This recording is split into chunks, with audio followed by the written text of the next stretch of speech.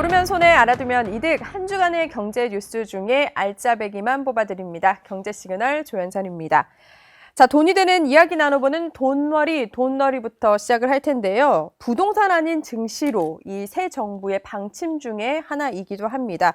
이제 부동산에만 몰빵할 게 아니라 이제 주식으로도 불을 쌓게 해준다는 건데, 어제 이 발표됐던 세법 개편안, 그래서 우리 주식에 그리고 나의 투자에 어떤 영향을 주고 앞으로 또 어떻게 나아가야 할지 한번 짚어보려고 시간을 마련했습니다. 디멘저 투자자문 송재경 대표 모셨습니다. 안녕하세요. 안녕하세요. 네. 자, 개편안 나오고서는 이제 이래저래 의견이 많이 나오는 것 같은데 저희가 처음에 다짜고짜 질문을 하고 들어가거든요. 주식 투자 비중 진짜 더 높여야 되는 시대가 온 건 맞나요? 맞습니다. 그건 맞아요. 네. 짧게만 이유 얘기해주고 뒤에 좀 이어갈게요. 결론적으로는 우리나라 시장이 아직도 올라갈 수 있는 소위 기초체력, 네. 여력은 가격 대비 충분히 많이 남아있다라고 생각을 하고 있고요. 네. 지금 워낙 단기간에 많은 변화가 있어갖고 네.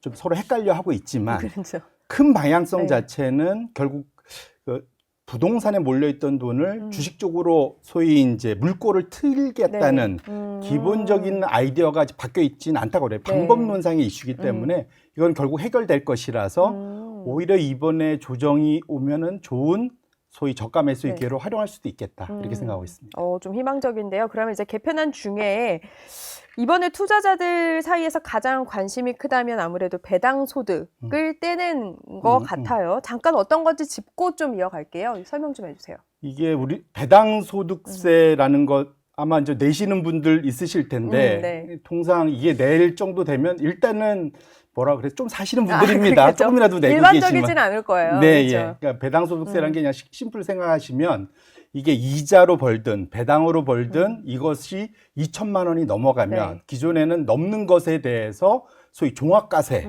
해갖고 돈을 많이 번 사람의 기준으로 6에서 한 45%까지 내지 않습니까? 2천만 원 미만은 비과세지만 그렇죠.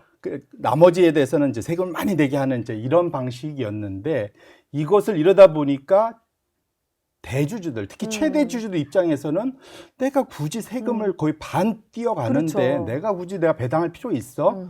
따로 그냥 차라리 회사에 돈을 쌓아서 주식 양도소득세, 그건 25%니까.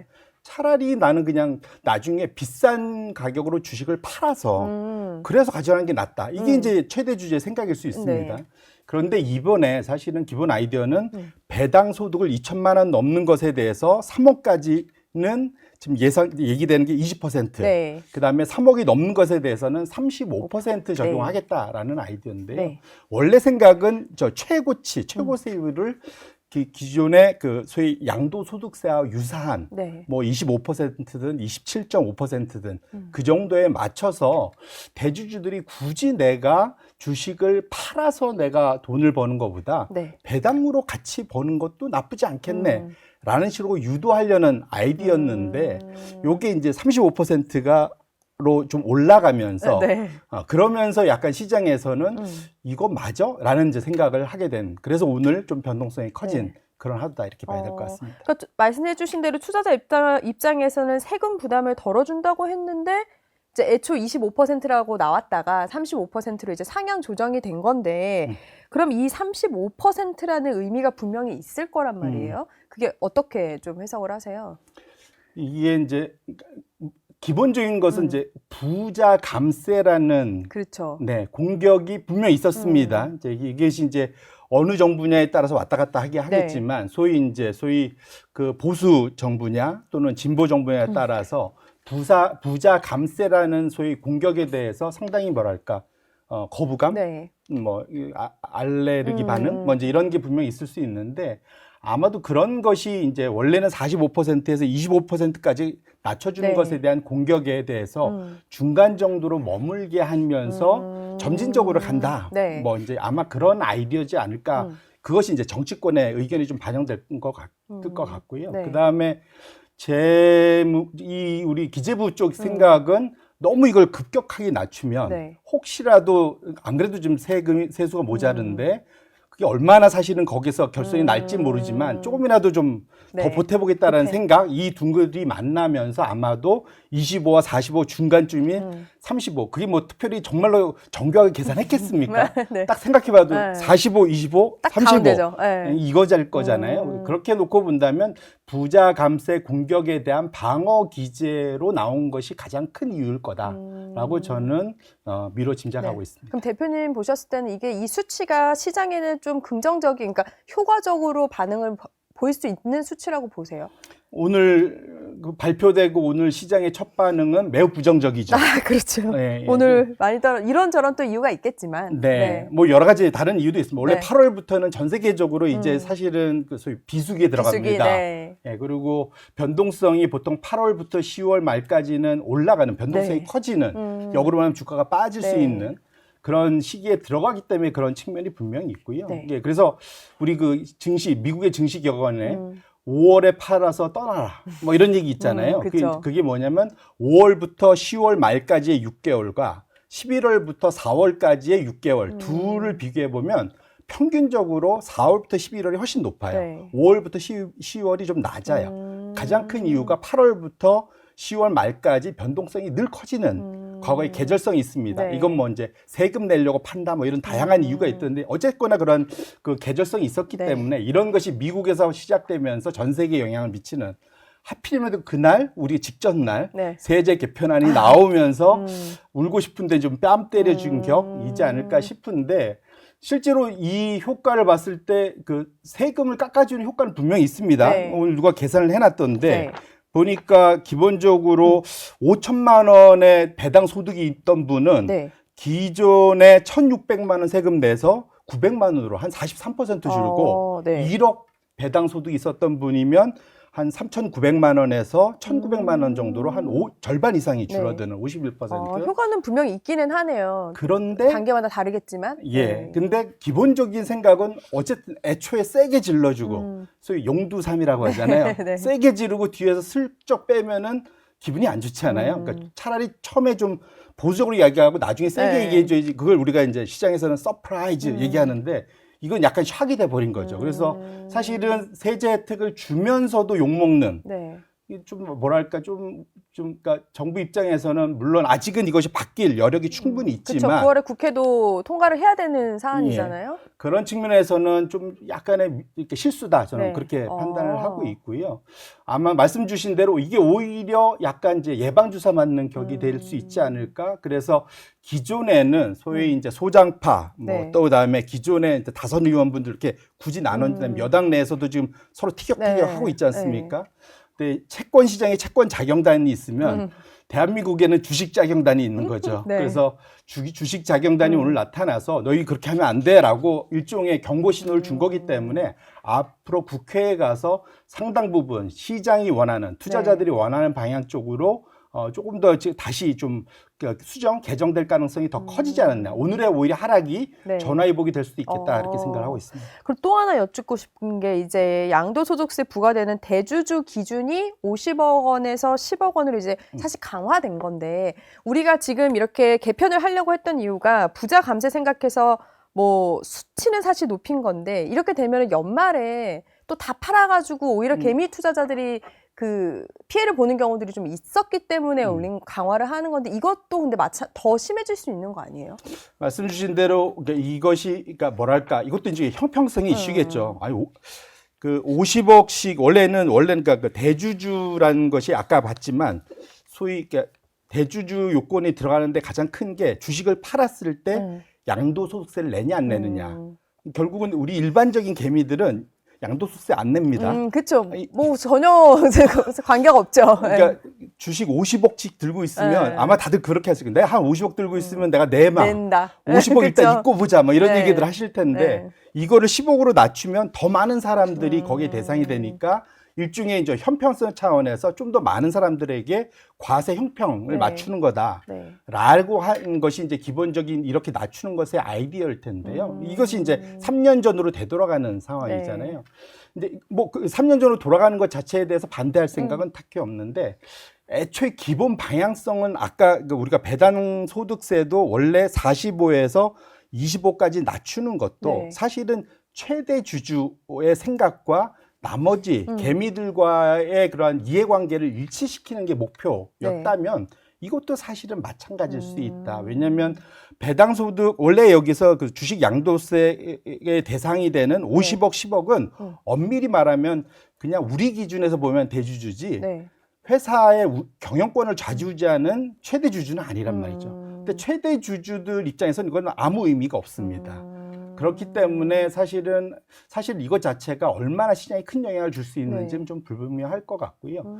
다만 여기에서 이제 소위 말하는 연말에 샀다 팔았다 하게끔 하는 거, 그건 일시적이라고 그거 무서워서 한다기보다는 큰 흐름에서는 사실은 주식으로 돈을 크게 벌게 해주겠다라는 큰 흐름에서는 부동산, 건물 이런 데 투자하지 말고 주식에 투자하라면 시장의 최대 주주 말고도 큰 손들이 있는데 큰 손들에게도 뭔가 소위 세제 혜택을 줘야 된다는 측면에서 놓고 보면 굳이 이렇게까지 할 필요가 있나. 여기서 얻는 세금이 더 거치는 효과와 시장 전체가 더 커지면서 얻을 수 있는 효과 두 개를 비교해 볼 필요가 있는데 그런 측면에서는 약간은 소탐대실일 수도 있겠다. 이렇게 볼 수 있습니다.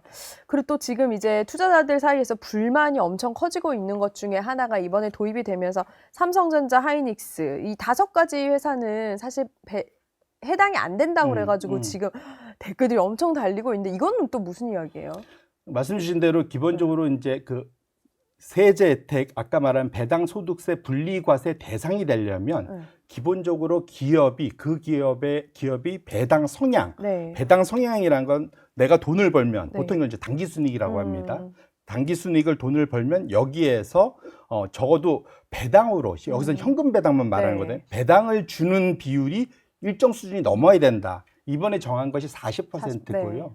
40%고 혹시라도 이것이 좀 낮아서 25% 이상이라 하더라도 3년 평균 대비 5% 이상 성장, 증가해야만, 그러니까 늘 배당은 늘어나야 되는데 어쨌거나 조금이라도 더 늘어야 나야 된다. 그러면 여기에서 좀 뭐랄까 삼성전자나 SK하이닉스는 간당간당하거나 좀 안 되는 경향이 있습니다. 그래서 이건 이렇게 봐야 될 것 같아요. 기본적인 것은 이것을 하는 가장 큰 목표가 뭘까? 정책은 목표가 있는 거잖아요.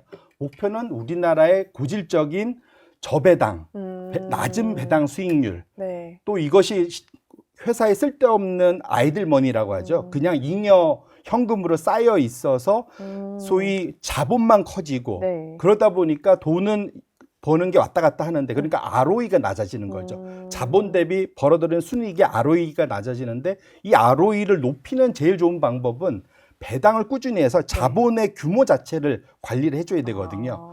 위의 순이익은 사실은 꼭 내가 잘해서만 볼 수 있는 것도 아니고 시장에 따라서 내가 아무리 열심히 해도 안 될 수도 있잖아요. 그렇죠. 하지만 자본은 내 마음대로 할 수가 있습니다. 회사가 마음만 먹으면. 그래서 배당 성향을 높이면 일정 수준 줄일 수가 있는데 회사들마다 그때 상황이 달라서 기본적으로는 25%인 정도의 회사가 높은 배당을 줄 수 있게끔 유도한다는 측면에서는 이거를 높은 목표를 갖게 하는 것은 타당하다. 그래요?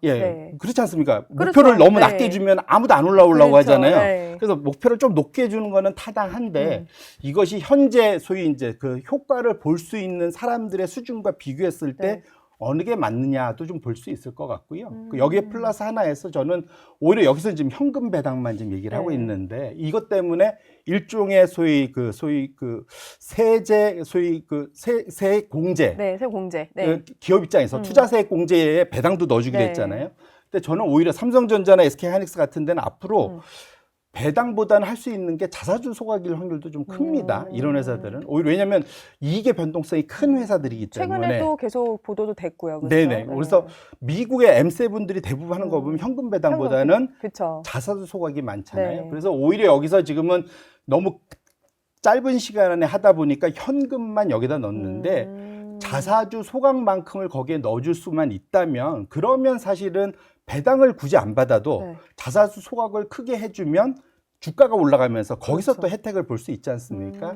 그런 측면에서 놓고 보면 이번에 여기서는 꼭 이것을 만약에 삼성전자나 SK하이닉스 때문에 배당 성향 목표를 낮추기보다는 자사주 소각 규모를 어떤 형태라도 넣어줄 수 있는 방향으로 유도를 한다면 그러면 제가 보기에는 어느 정도 좀 뭐랄까 소위 보상이 될 수 있지 않을까 이렇게 생각을 합니다. 사실 이 주식 5가지는 사실 뭐 이유 없이 사는 분들도 있고 무조건 사는 분들도 있는데 이게 고민되는 부분도 있기 때문에 일부 수정은 돼야 될 것 같긴 하거든요. 그러니까 제 주변에서도 이게 무슨 말인지 몰라서 그냥 딴 거 살까? 이렇게 돼버리는 것도 있는데 이게 그렇다면 주식 부양이나 어떤 이 배당으로 인해서 왜 그 생활비를 쓰게 하겠다라는 취지에서 조금 과정이 더 멀어지는 건지 아니면 그 과정 중에 하나일 건지. 만일 그 말씀이시면 네. 그러니까 이게 정확히 그러니까 유럽의 은퇴자들이 가장 많이 하는 투자 방식입니다. 은행주에 투자들을 많이 하세요. 그분들은. 네. 네. 왜냐하면 안정적으로 오고 배당도 일정하게 주거든요. 그렇죠. 네. 그렇기 때문에 유럽의 은퇴자들은 은행주에 투자를 많이 하면서 거기서 나오는 배당으로 생활을 많이 하는 네. 걸로 알려져 있습니다. 역으로 말하면 근데 우리가 지금 우리나라 산업의 성향상 IT 기업들이 상위권에 많이 있잖아요. 그렇죠. 이들은 이익 변동성이 되게 심해서 네.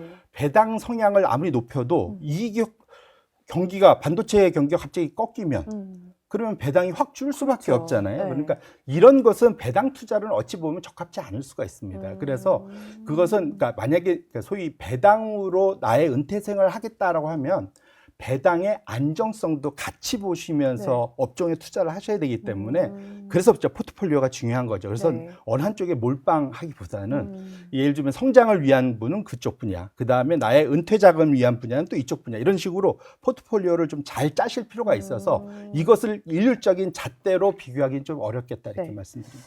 그럼 또 하나는 이 정책을 뭐 비판하거나 그러기보다는 저희가 이제 달라진 시장이기 때문에 이 정책에 맞춰서 어떻게 해야 되는지를 논하기 위해서 여쭤보는 건데 증권거래세율 같은 경우는 이제 올랐잖아요. 네. 이러면은 사실 이중 부담을 또 안기는 거 아니에요? 다 종합적으로 봤을 때는 어떻게 해석해야 돼요? 원래 이게 뭐든지 줬다 뺐으면 그렇죠. 짜증나죠. 네.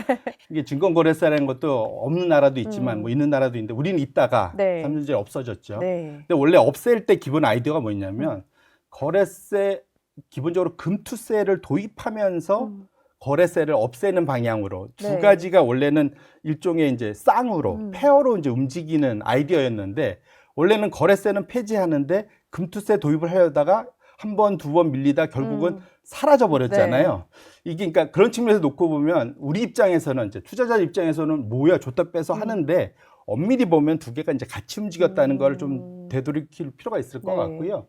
사실 긴 호흡에서 놓고 보면 이제 단타하시는 분들 입장에서는 이게 더 짜증나죠. 그래서 왜 장타를 해라 뭐 이런 것도 아. 어제 보도가 엄청 많이 됐잖아요. 예, 근데 사실은 장타를 하게 하는데 거래세를 높여서 하는 거는 사실은 조금은 그래요. 어불성설일 것 같고 오히려 이것은 금투세 도입을 같이 하는 게 맞고요. 대신에 금투세를 도입하되 네.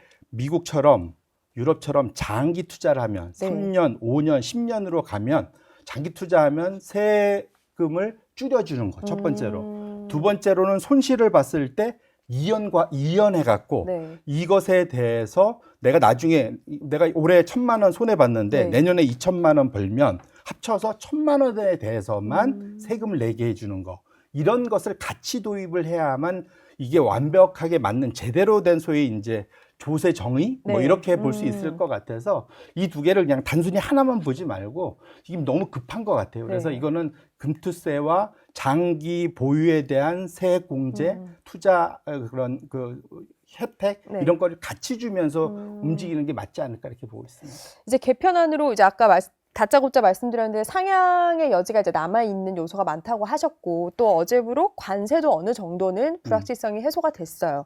그래서 우리나라에 지금 주식시장에 펼쳐져 있던 정치 불확실성, 관세 불확실성도 이제 어느 정도 해소가 되면서 이제는 좀 시대도 달라졌지만 시장도 달라지고 또 종목이나 포트폴리오도 좀 달라져야 되지 않나라는 생각이 드는데 앞으로 하반기 좀 어떻게 내 걸 짜야 돼요? 일단은 기본적으로 우리나라 장이 이제 소위 저점 대비 고점까지 현재까지 올라온 게 20%가 넘어가면 강세장이라고 보통 표현합니다. 네. 어느 나라든. 근데 이유는 없어요. 왜 20%인지는 그냥 경험상. 네. 네. 근데 보통 강세장이 있었던 해에는 대충 상반기 주도주가 하반기에도 네. 그대로 같이 가는 경향이 그래요? 많습니다. 그래서 우리가 상반기 소위 그 주도 업종이라 하면 네. 뭐 방산, 네. 조선, 뭐 원자력 뭐 이런 쪽이었죠. 네. 근데 이쪽에서 소위 그 이익 개선이 지속되는 분야는 하반기도 좀 계속될 가능성이 있고요. 뭐 이쪽은 사실은 방산과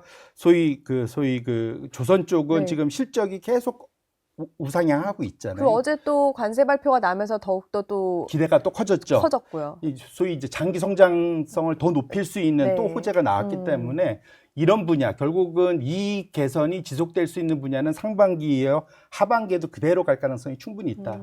볼 수 있을 것 같고요. 두 번째로는 지금 상반기에 또 큰 변화 중에 하나, 중국의 소비가 네.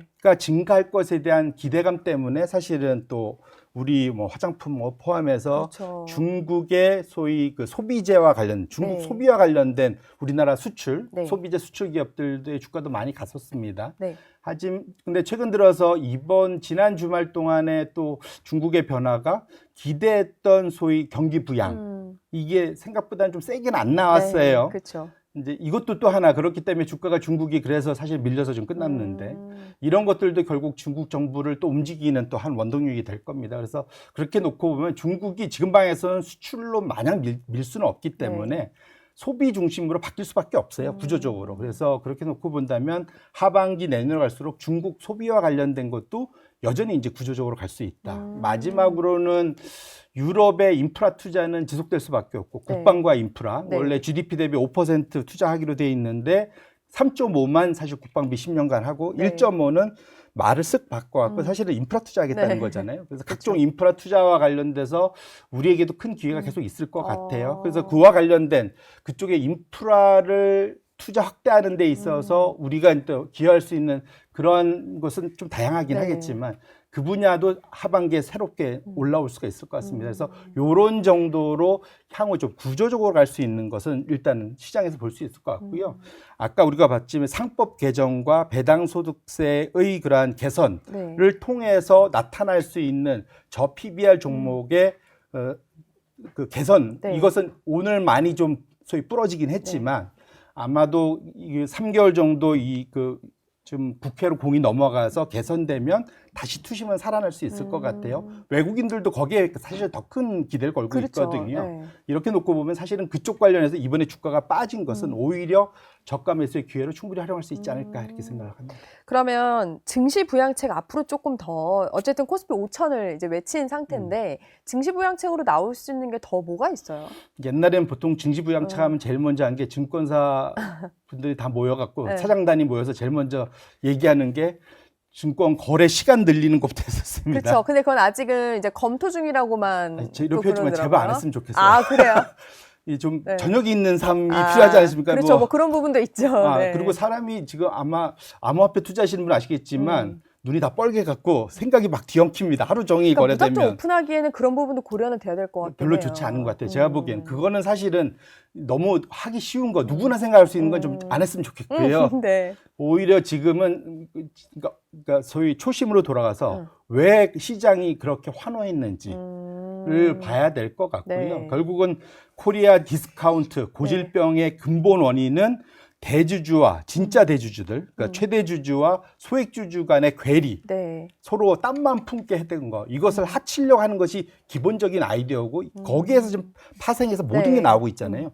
이것들을 법으로 하나하나 만들어 가는 것, 그것이 결국은 외국인들이 안 그래도 이제 겨우 이제 3개월 정도 제대로 그렇죠. 들어오고 있었는데 네네. 이것을 물꼬를 지속적으로 틀 수 있는 근본 원인이고 안심하고 국내 투자자들도 네. 투자할 수 있기 때문에 초심으로 돌아가서 원래 하던 거를 제대로 마무리 짓는 것, 네. 그것이 진정한 증시 부양책이지 않을까 생각을 합니다.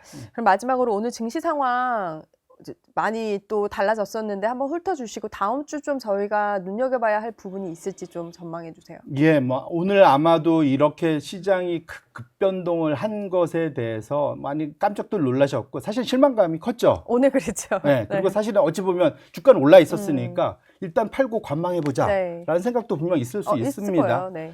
그렇기 때문에 오히려 그래서 저는 그것 때문에 아까 말씀 미리 예방 주사 맞은 네. 거고 아마도 정치권이 화들짝 놀랐을 겁니다. 그래서 거기에 대해서는 반응들이 분명 나올 거라고 생각을 하고 있고요. 네. 그렇기 때문에 오히려 또 그런 목소리들을 투자자들이 많이 내주셔야 돼요.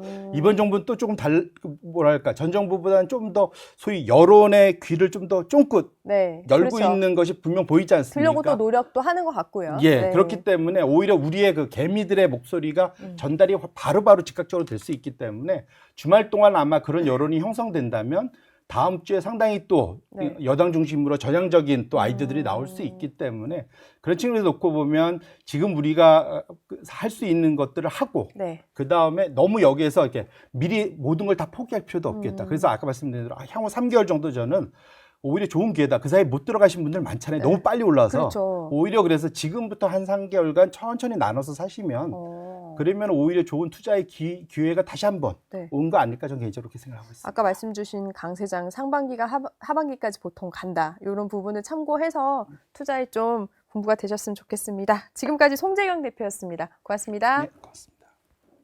네, 두 번째 코너 이 코너 시작하겠습니다. 제목부터 알아볼까요? 네. 네.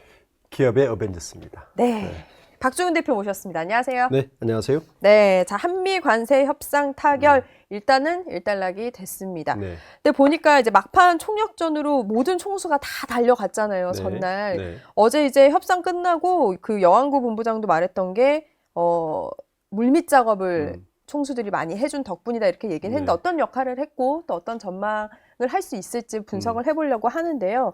이번에 보니까 저희가 공항에 가서도 계속 서 있었는데도 총수들을 못 만났는데 네.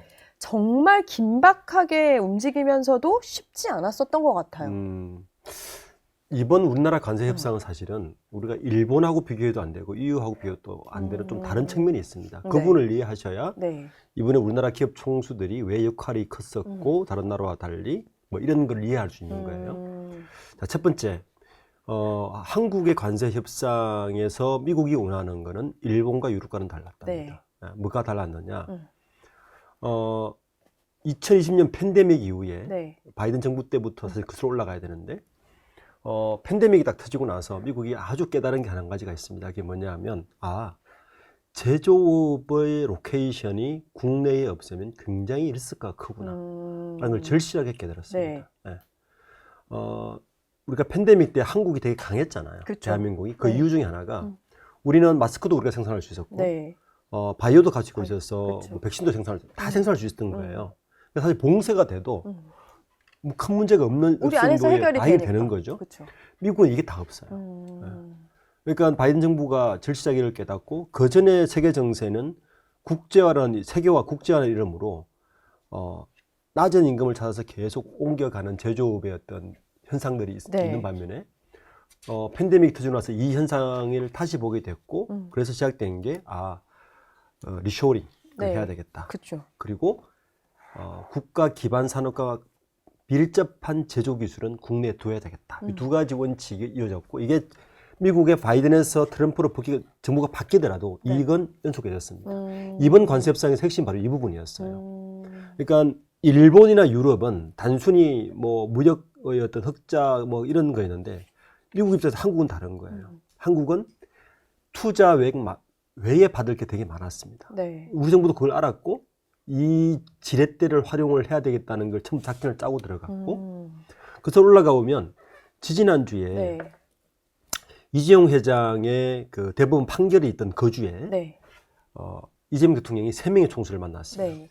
그때 정의선 회장, 네. 그리고 구광모 회장, 그리고 김동관 부회장을 만났어요. 네. 그리고 그 다음 주에 판결이 끝나고 이재용 회장과 최태원 회장을 만났는데 그렇죠. 김동관 회장 4대 그룹이 아니잖아요. 왜 꼈을까? 여기에 이제 핵심 키워드가 있는 네. 거죠.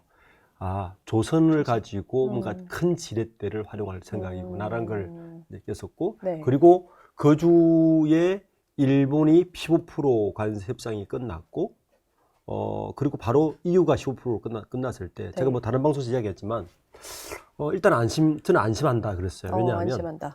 15%가 마지노선이네. 그리고 중국을 먼저 할 줄 알았는데, 중국을 하지 않았어요. 그렇죠.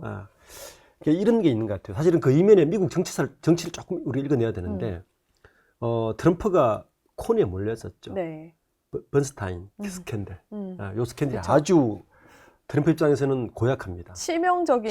그렇죠. 소위 말하는 마가 세력이라고 네. 하는 트럼프의 극지지 세력이 이 스캔들이 사실이라면 등을 돌릴 판이었기 때문에 그렇죠. 트럼프의 큰 장기가 있잖아요. 뉴스로 듣는다. 네. 그래서 일본은 터뜨렸고 원래 계획은 한국과 일본을 같이 네. 요 카드로 이유를 따내고 이 세 개의 카드로 중국을 압박하는 게 트럼프의 원래 계획이었다는 거예요. 그런데 이 번스타인 스캔들 때문에 일단 강력한 건 먼저 터뜨리니까 일본 이유를 터뜨렸고 중국을 우리보다 먼저 사실 하려고 했으면 우리가 1일 날 아마 발표했을 거예요. 그랬겠죠. 근데 중국이 협상을 순순히 받아들이지 않은 거죠. 중국은 이제 아직까지 자기들이 가지고 있는 카드가 있으니까. 그쵸. 그러니까 이제 우리가 그나마 유리한 국면에 따냈는데 우리에게 따낼 카드는 제가 볼 때 단 한 가지였습니다. 조선. 그리고 절실했겠죠. 네, 조선이 가장 절실했죠. 왜냐하면 이건 국가안보가 밀집해 있거든요. 그렇죠. 이미 아시겠지만 중국의 이 해군, 국방력이 미국을 앞섰다는 보고서가 CSIS 보고서가 계속 그쵸. 나오고 있는 이미 나온 상태에서 네. 트럼프는 이 부분에서 양보를 못 하거든요. 이 부분을 어떻게 지켜야 되니까 이 부분에 대한 카드만 가져오면 다른 건 웬만하면 오케이. 그러니까 직전에라도 이렇게 뛰어온 거나 마찬가지인 그러니까 거네요. 사실은 일본과 협상할 때 일본의 재계에서는 안 갔거든요. 예를 들어서 토요타 뭐 CEO나 뭐 네. 이런 별로 안 갔단 네. 말이에요. 그냥 일본 총리와 관방성에서 가가지고 그냥 했는데 우리는 이유도 그러진 않았거든요. 네. 우리나라만 유일하게 이 재계에서 굉장히 발빠르게 움직여서 우리도 알았던 거네요. 알았던 거죠. 그쵸. 결국에는 기술이다. 네.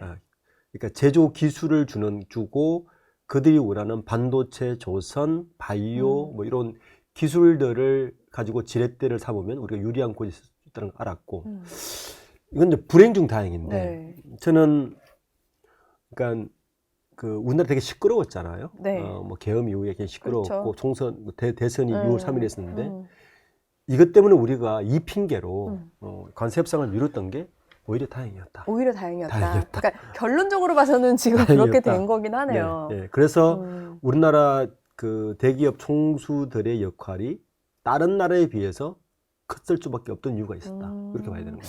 그렇다면 이제 기업의 역할을 좀 하나하나 보려고 해요. 네. 이재용 회장, 정의선 회장, 김동관 부회장 이렇게 갔는데 이제 총수별로 좀 어떤 걸 줄 수 있었고 어떤 역할을 했을 수 있었을까요? 아직 알려진 거는 사실 없어서. 우선 현대차는 이미 선물을 보따리를 안겼죠. 그렇죠. 210억 네. 불을 네. 안겼으니까 추가적으로 할 건 없었고 네. 제가 볼 때는 그나마 뭐 현대차는 뭐 지금 계속 언론에 나오는 얘기지만 일본이 15%면 똑같은 조건이면 12.5%를 돼야 되는데 그렇죠. 뭐 이 정도 이야기. 네, 네. 근데 제가 볼 때는 현대차는 그 정도만 해도 선방이었다. 선방이었다. 왜냐하면 지금 2분기 실적을 보면 네. 관세 때문에 손해 본 게 8,200억이라 그러잖아요. 네. 예. 그러면 그 25% 관세 때문에 손해 본 거란 말이에요. 아시겠지만 미국에서 현대차가 파는 방법은 도매 판매 방법입니다. 네. 그러니까 딜러들이 직접 판매가 아니고 도매 딜러들이 와가지고 가격을 먼저 조율을 하고 네. 그 가격에서 소비자 판매를 정하는 그 구조란 말이에요. 네. 근데 요 도매 딜러들에게 관세 20% 올려도 그 가격을 유지해줬다는 거 아닙니까? 그렇죠. 그 손해가 8,200억이라는 거거든요. 그러면 15%면 10%포인트가 빠지면 최소한 4천억은 그대로 번 거예요. 네. 예, 하반기에. 그러니까 현대차 입장에서는 현대차는 25% 가더라도 원래 가격을 유지하려고 마음먹었던 것 같아요. 이미 준비했던 게 뭐냐면은 부품 밸류체인 자체를 네, 미국에서 가져와서 그 코스트 다운을 맞추겠다는 그렇죠. 그래서 영업이익을 지키겠다는 전략을 세웠기 때문에 현대차는 큰 변화는 없는 것 같고 이재용 회장의 경우에는 저는 정부에게 약간 고마워해야 되는 부분이 있다. 이게 그래요? 뭐냐면 네. 이게 우리가 3,500불이잖아요. 네.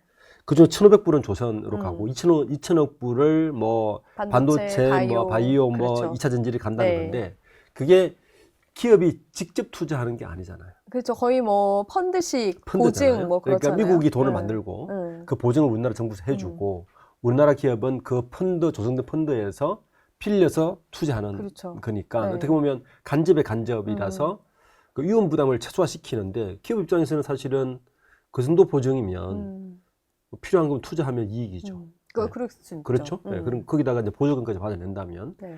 그래서 그 이재용 회장의 경우에는 이번에 일론 머스크와 계약했던 네. AI6 네. 이 파운드리 공장을 그쪽에 건설하는 것을 아마 이번 펀드로 할 가능성이 높다. 아, 그렇게요? 텍사스주에 있는 공장이 네. 지금 그 파운드리 공장이 7나노 이상급밖에 못 만들어요. 10나노짜리 공장인데 그 AI6를 만들면 2나노를 네. 만들어야 되는데 근데 그렇게 되면 이런 것도 생각해봐요. 좀 삼성전자의 위기를 많이 이야기할 때 파운드리는 분사해야 되는 거 아니냐? 이런 얘기를 계속 나오거든요. 네. 너무 부담스럽기도 하고 더 큰 거는 삼성전자의 고객 경쟁사들이 고객을 만들어야 되는 네. 구조잖아요. 그렇죠. 이게 컨플릭트가 생긴단 말이에요. 그게 누가 보안을 믿고 맡기겠습니까? 그럴 수가 없잖아요. 그런데 이번 기회에 미국의 파운드리에 미국 돈으로 투자를 하고 그리고 테슬라의 그런 것들을 가져오고 파운드리를 미국에서 더 양산을 더 늘린다면 그리고 인텔까지 접는다는 거 아닙니까? 파운드리를. 네. 그러면 미국은 국내의 파운드리 공장이 TSMC는 저기 조지아 그렇죠. 네. 아리조나에 하나 네. 있고 요번을 기반 삼아서 분사도 할 수 있는 계기도 될 수 있는 거죠. 근데 그것도 하나 궁금해요. 그동안 그 트럼프 일기 때부터도 공장을 지어 왔잖아요. 그 부분은 감안될 수 없는 거예요? 그땐 그거고 지금은 상관없나요? 그게 다 연장선입니다. 그 투자가 묶여 있는 그래서. 거예요. 그러니까 사실 큰 부담이 네. 없는 거죠. 없는 거죠. 생색은 내고 큰 부담 없는 정도. 그래도 어쨌든 상징성도 있기는 그렇죠. 하니까. 그리고 이제 네. 가장 수혜를 본 건 역시 하나오션입니다. 그렇죠. 오늘도 주가가 와, 오늘 어제 13.5% 오르고 오늘 또 오르고 있죠. 사실 오늘은 다 내려갔거든요. 근데도 불구하고 막강한 기대감이 좀 있는 것 같기는 네. 해요, 이제. 그래서 이 정도 되면 우리가 하나오션은 조방원이라서 조선이라고 따졌는데 네. 사실은 현대중공업은 조선주가 확실하죠. 네. 하나오션은 하나에어로스페이스의 완전 자회사입니다. 그러면 하나오션을 우리가 조선으로 봐야 될까 방산으로 봐야 될까? 이제 미국까지 이렇게 떠들었으면 테마 성격이 지금 굉장히 이제 그러네요. 투자하시는 분들은 아마 뭐 정부사들 고민을 하고 있는 걸로 알고 있어요. 네. 우선 아까도 초대 말씀드렸지만 4대 그룹 만나는데 김동관을 만났을 때부터 하나그룹의 역할을 굉장히 높게 사는구나. 그렇죠. 또 하나 의문은 사실 조선은 현대중공업이 네. 더 강하죠. 그렇죠, 사실. 네. 네. 정기선은 왜 빠졌을까? 정기선 부회장은 빠졌단 말이에요, 이번에. 아마 하나그룹에서 이 마스가 프로젝트를 굉장히 빠르게 민첩하게 제안을 한 것 같고 이번에 뉴스로 계속 나오지만 1m짜리 네. 그 판넬, 판넬, 그렇죠. 그 판넬이 마스가 프로젝트를 집요하게 요약한 판넬이라고 네. 들리는데, 그러니까 이런 거죠. 미국의 고민은 이거거든요. 네. 이게 제조업을 그 아까 제가 초두에 리쇼어링으로 공장을 다 가져온다고 해서 해결될까? 안 됩니다. 안 되죠. 네, 제조업이라는 건 결국에는 손끝에서 이루어집니다. 우리가 우리나라 조선 산업도 불경기 한 몇 년간을 거치고 나니까 숙련된 기술자를 못 구해서 수주를 해도 못 만드는 그렇죠. 상황이 되잖아요. 네, 네. 미국은 그게 될까? 불가능합니다. 심지어 사실은. 그 오랜 시간 발달을 안 시켰기 때문에 했던 사람도 못하게 될 것 그렇죠. 같기도 하거든요. 그래서 이게 내막은 잘 모르겠지만 제가 그 예측을 해보면 트럼프가 30분 만에 빨리 결정을 하고 트위터에 본인이 올렸잖아요. 네, 그렇죠. 전화하고 싶어서. 3, 40분? 정말 짧게 네. 걸렸잖아요. 전 다 보지도 않았을 것 같아요. 이거는. 네. 여기에는 조선에 대한 굉장한 매력에 대해서 본인이 임프레션을 받은 것이 아니냐라는 네. 생각이 근데 진짜 듭니다. 간절하긴 했나 봐요. 네. 왜냐하면 이런 걸 넣었다는 거예요. 우리 정부 이야기로는 공장도 지어주고 기술도 전수해주고 네. MRO도 해주고 너희들이 정말 가려운 거 우리가 다 해줄게. 그것만 줘. 그런가요? 다 해줄 테니까 우리 요구도 들어줘. 이 카드를 내밀었을 것 같아요. 그래서 3,500억 불 중에 1,500억 불을 그다 넣은 거 아닙니까? 네. 네. 그러니까 미국 입장에서는 가장 니즈가 크고 아픈 부분을 밀어줬다는 것에 굉장히 매력을 느꼈을 거고, 이번 걸로 인해서 저는 하나그룹 주를 다시 한번 들어봐야 된다. 자, 보시면 네. 일단 하나오션이 뜨고 있잖아요. 뜨죠. 하나오션을 뜨면 연결 기준으로 하나 에어로스페이스 같이 갈 수밖에 없습니다. 물론 어제 100만 원에서 좀 미끄러지긴 했는데 다시 100만 황금주로 갈 가능성이 크고요. 여기 또 하나가 있는데 뭐 하나 시스템이야 같이 가는 거니까 가는 건데 주 하나입니다. 주 하나. 네. 아, 그쵸. 요즘 네. 최근에 얘기 많이 하시잖아요. 지주사. 네. 지주사고 이런 고민이 이제 이런 고민을 할 수밖에 없어요. 지금 오너들이 이번 상법이 굉장히 강하게 개정됐잖아요. 네. 만약에 워렌 버핏이 큰 맘 먹고 한 2조 들고 오면 하나 먹습니다. 아, 그렇네요. 지금 상법이 개정됐기 때문에 일단 3%를 적용되죠. 적용되죠. 거기에다가 감사위원 분리선출도 됐죠. 네. 그다음 집중투표도 되죠. 그러면 일단 감사위원 2명 넣은 다음에 계속 괴롭힐 수 있는 거죠. 자, 그러면 지금까지는 우리가 그 재벌 기업들이 핵심 계열사들은 그냥 뭐 늘 두고 놔뒀는데 이번에 상법이 개정되고 이런 주제로 가면 자사주 강제 소각이 되잖아요. 그렇죠. 그러면 경영권을 보호할 방법이 하나도 없습니다. 그러면 어떻게 해야 되느냐? 사실 경영권 방어의 가장 좋은 방법이 뭐냐 하면 주가를 높이면 됩니다. 주가를 높이는 네. 거예요. 우리가 고려아인 경영권 문제를 보듯이 네, 고려아인이 그쵸. 원래 한 80만, 90만 했다? 못 들어옵니다. 돈이 부족해서. 네. 이제 그런 게 앞으로 저는 굉장히 네. 빠르게 진행될 거라 보는데, 그러면 이제 하나그룹 좀 들어오면 에어로스페이스 크고 하나오션도 컸으면 주 하나는 그룹 내에서 높일 수밖에 없는 걸로 갈 것이다. 네, 이렇게 해서 예측이 되는데, 어쨌든 이번 관세가 하나그룹 입장에서는 굉장히 큰 호재죠. 네. 그리고 품목 중에 하나가 좀 손익계산서를 따져보자면 자동차를 계속 얘기를 하고 있는데 우리가 그 2.5%를 계속 얘기를 하잖아요. 네. 근데 이제 그게 어떻게 보면은 메리트가 없어졌다라는 말도 있지만 이제 진짜 경쟁이다. 어쨌든 똑같은 선에서 시작이 되는 거라서 정말 기술력이 필요하다 이렇게 보기도 하는데 이번 25% 자동차에는 어떻게 좀 해석을 하세요? 지금 아반떼가 미국에서 판매 가격이 22,125달러예요. 하나로 따지면 3천만 원 정도 하거든요. 비슷한 계열이 폭스바겐 제타인데 네. 제타가 22,995달러, 3.8% 쌉니다. 네. 그러면 소나타는 얼마에 팔리느냐? 소나타가 26,900불에 팔려요. 네. 근데 캠리가 28,400불, 5.3%죠. 근데 여기 2.5%가 지금 관세가 들어가잖아요. 그러면 캠리하고 가격 차이를, 그러니까 현재 5.3%에서 2%밖에 차이 안 나게 됩니다. 그렇네요. 그죠? 그건 굉장히 메리트가 없게 되죠. 현대차 입장에서는 사실 소나타가 캠리하고 비교되는 것도 뭐 지금 와서 비교를 할 수 있지만, 이렇게 보면 현대차는 지금까지는 가격을 안 올리고 고수했잖아요. 그렇죠. 안 올리고 그러면 앞으로 올릴 수가 없습니다. 올릴 수가 쉽지 없어요. 않죠. 올릴 네, 수가 쉽지 없어요. 없죠. 그러면 현대차의 영업이익을 사수하기는 쉽지 않다. 그럼 어떻게 해야 작년에 돼요? 영업이익을 사수하기 쉽지 않다. 그러면 현대차는 미국 내에 생산 기지를 넣을 수가 없습니다. 근데 그것도 막 뚝딱뚝딱 되는 것도 되는 사실 게 아니죠. 아니잖아요. 예. 210억불을 보고 투자를 한 이유도 이 상황이 계속 가면 미국의 이 변수 때문에 결국에는 미국 내 생산량을 늘려야 되는데, 현재 미국 내 판매되는 현대차가 작년에 171만 대, 네. 그 중에 약 70만 대가 지금 미국 내 생산이 가능하고 올해까지는 한 90만 대 생산 가능하고, 그러면 나머지는 다 국내에서 가야 되잖아요. 네. 국내에서 생산해서 가는 자동차들이 대부분 고가 자동차입니다. 뭐 예를 들어 제네시스라든지 제네시스. 네. 그다음에 그 SUV 카든지. 네. 문제는 뭐냐면 현대차의 가장 영업이익이 많이 나는 이 모델 라인이 바로 네. 제네시스와 SUV 카입니다. 예.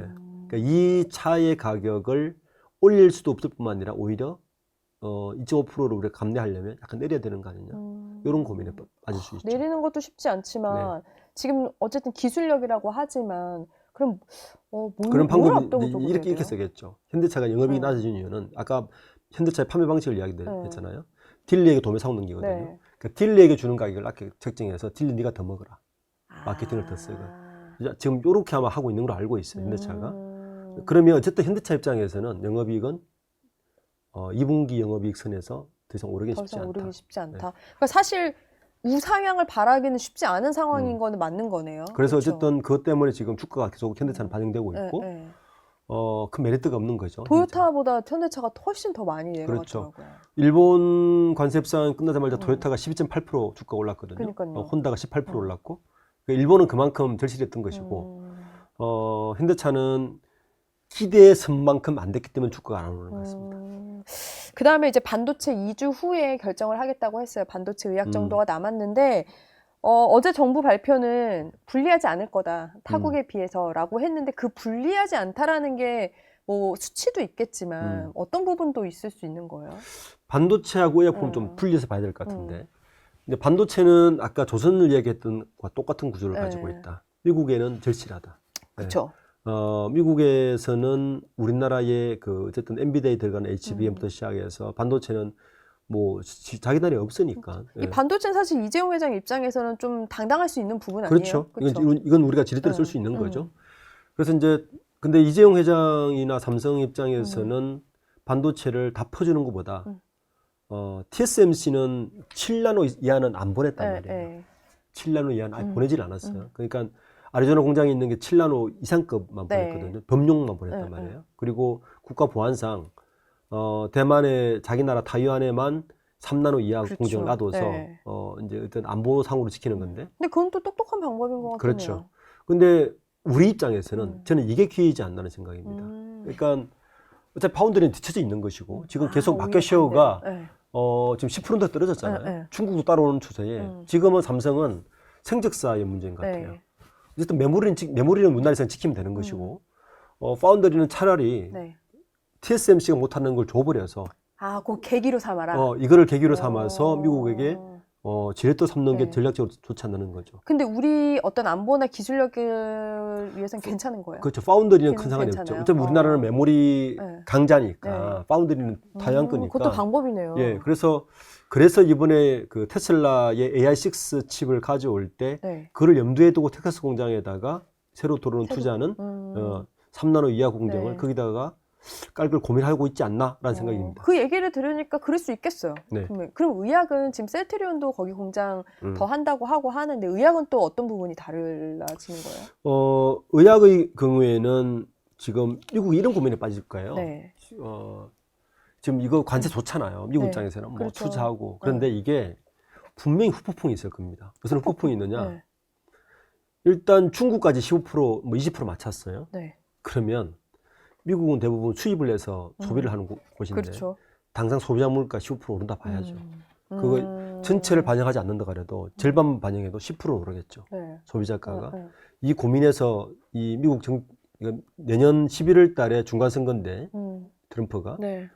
그 후폭풍을 어떻게 흔들지 모르겠어요. 그러니까 자꾸 미국의 금리 낮추라고 그 중앙은행장한테 네. 계속 제소 취하고 뭐 총리 조주고 하는 거 아닙니까? 그렇죠. 그러니까 이걸 안단 말이에요. 관세로 자기 인기는 얻을지 모르지만 이 후폭풍이 미국은 소비 국가인데 네. 결국엔 그렇죠. 소비자 물가가 오를 거라는 뻔히 알기 때문에 지금 그 환율이 아니라 네. 이자를 금리를 낮추라는 거 아닙니까? 근데 급속셈이거든요. 네.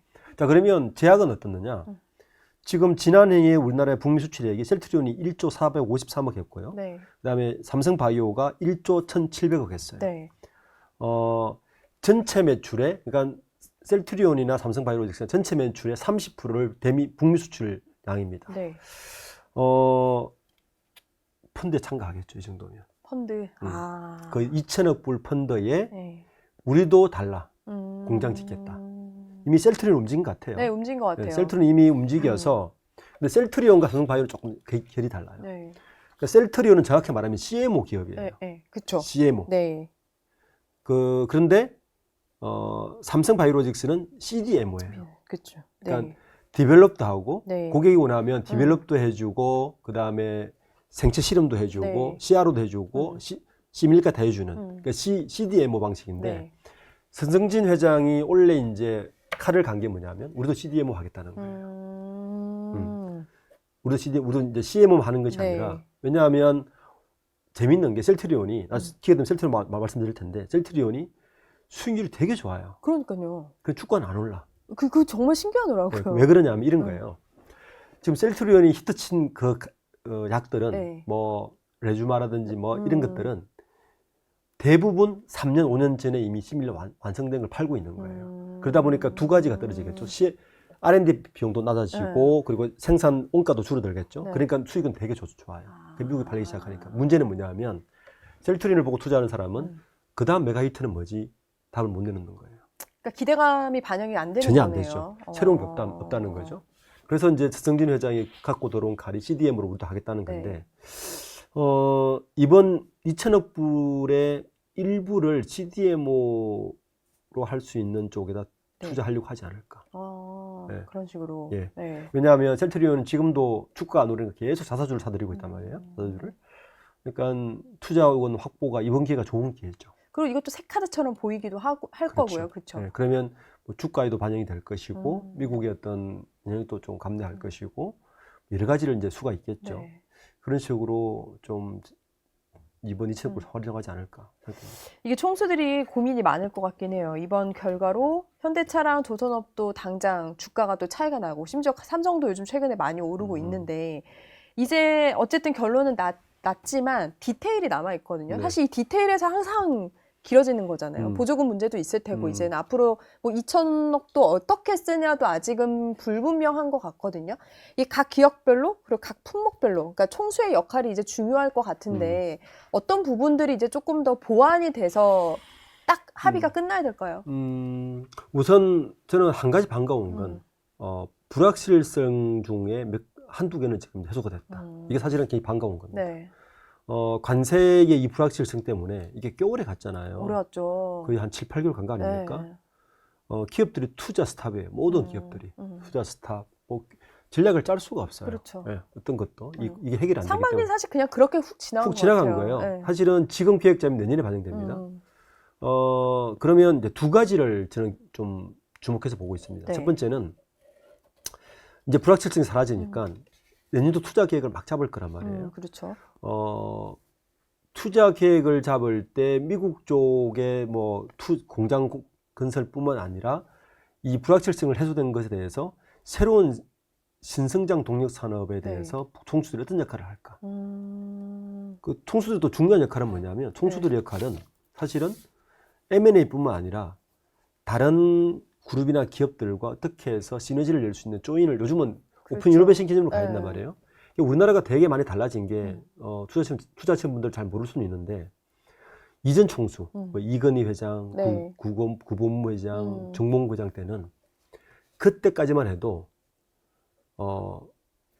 불과 불의 관계였어요. 그룹과 그룹 간의 관계. 그렇죠. 절대 협업도 안 하고 네. 간섭도 하지 않고 약간 완전히 불가 불의 관계였어요. 그리고 뭐 그쪽 사업을 뛰어들면 운수가 되고 그렇죠. 뭐 그런 거였는데 지금 3, 4세에 들어오면서 가장 많이 바뀐 게 오픈 이노베이션 하고 있잖아요. 그렇죠. 수소, 네. 그다음에 2차 전지, 네.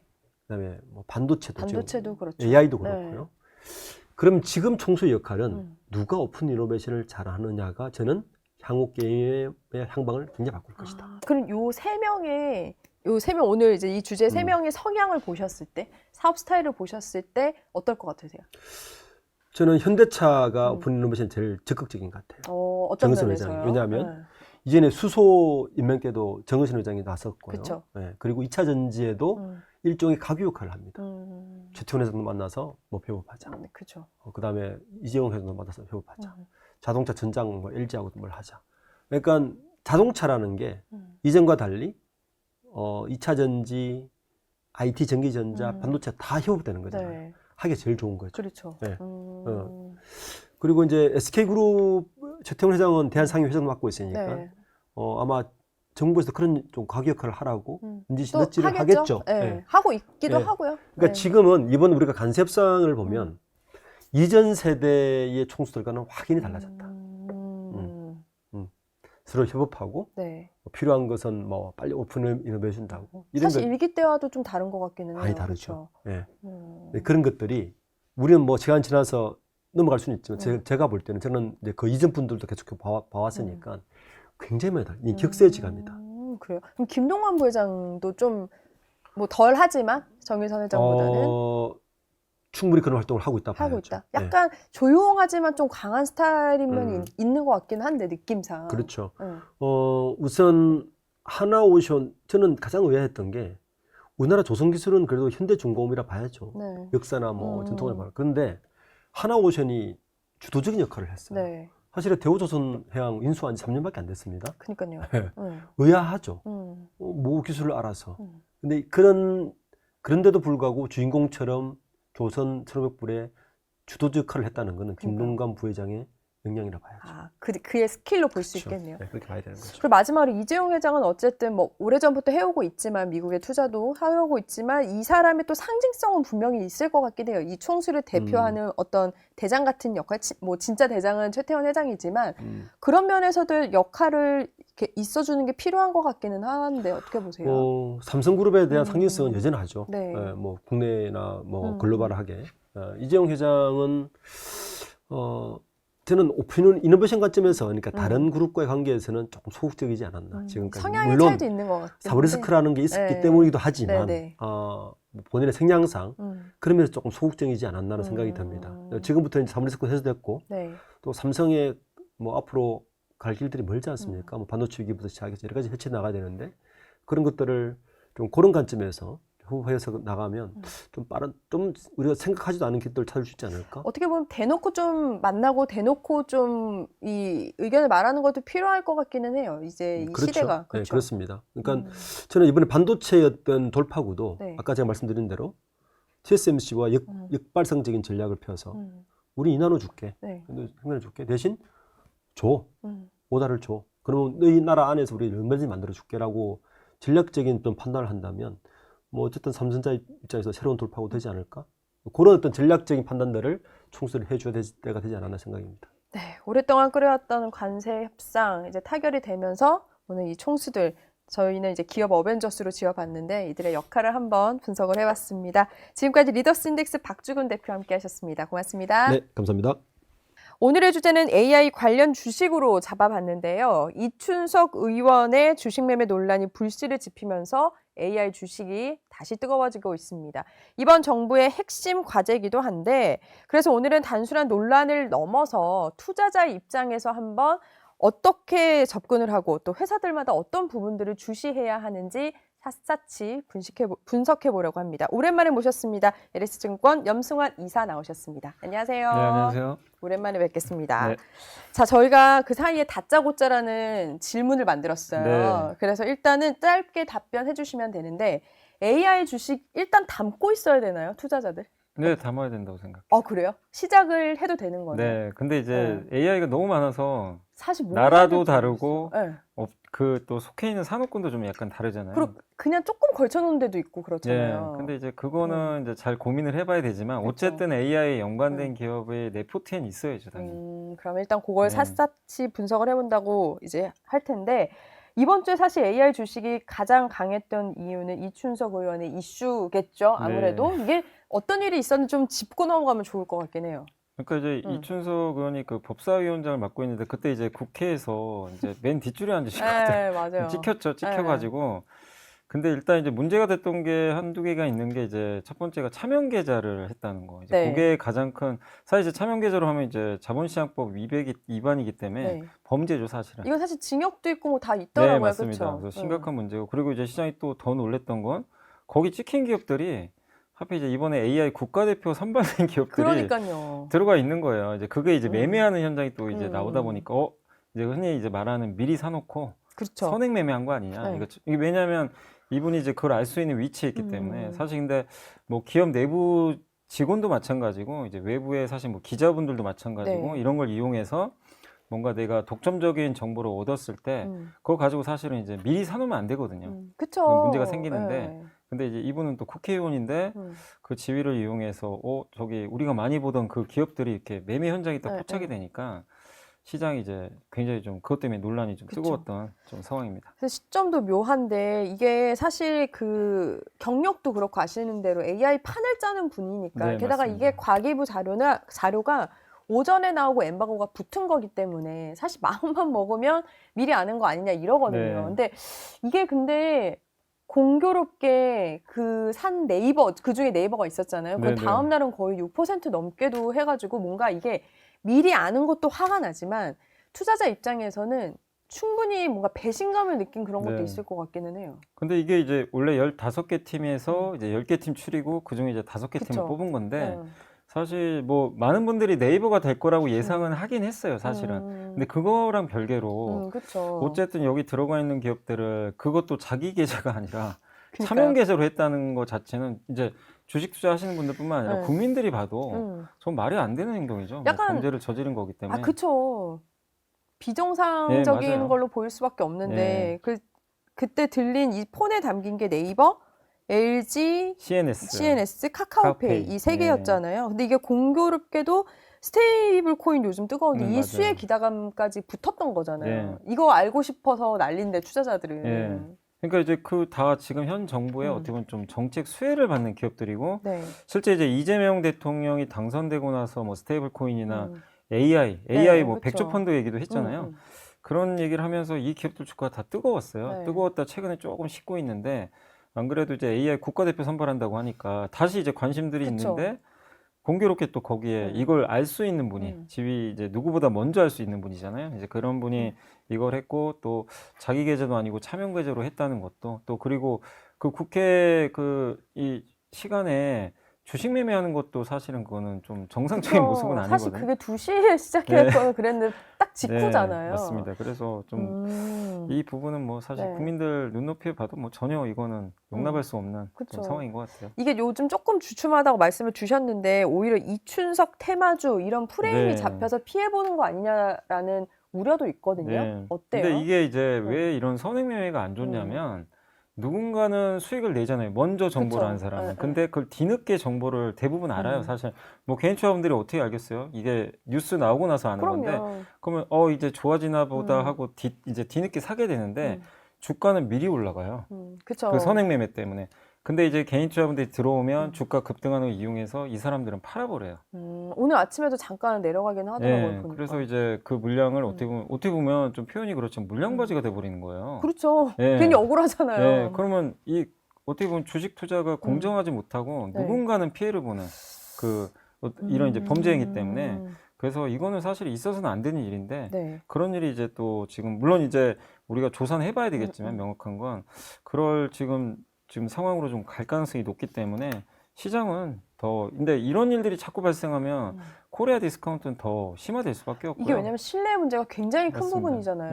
네. 지금 정부도 그래서 엄청난 정책 나오고 안 그래도 논란인데 맞아요. 이것까지 돼서 더 큰 것 같은데 말씀 주신 대로 국가대표 AI 선정 기업 이제 했는데 이게 어떻게 국가가 뭘 지원한다는 거예요? 그러니까 이게 뭐냐면 이제 국가가 이제 하려는 건 그거예요. 지금 미국도 AI를 하죠. 뭐 트럼프 대통령이 연일 외치잖아요. 뭐 AI 그쵸. 안보다 AI를 그냥 AI보다. 국가 전략 자산으로 명시를 해놨고 얼마 전에 트럼프 대통령이 갔을 때 아랍에미리트 그 국왕이 이제 옆에 서서 굉장히 좋아하더라고요. 트럼프가 이게 서명하는데 뭐냐면 이제 엔비디아 칩을 이제 그쵸. 공급하기로 예. 했고 사우디도 마찬가지. 근데 이 모든 거는 AI를 이제 안 하면 이제 도태된다고 생각을 하는 거죠. 특히 이제 가장 중심 국가 중에 하나가 또 중국인데 중국의 그 딥시크 쇼크가 엄청 났었죠. 근데 이제 우리나라는 사실은 그동안 좀 어떻게 보면 이제 대통령이 좀 공석인 부분도 있어서 그쵸. 그런지 AI에 대해서 뭐가 없었어요.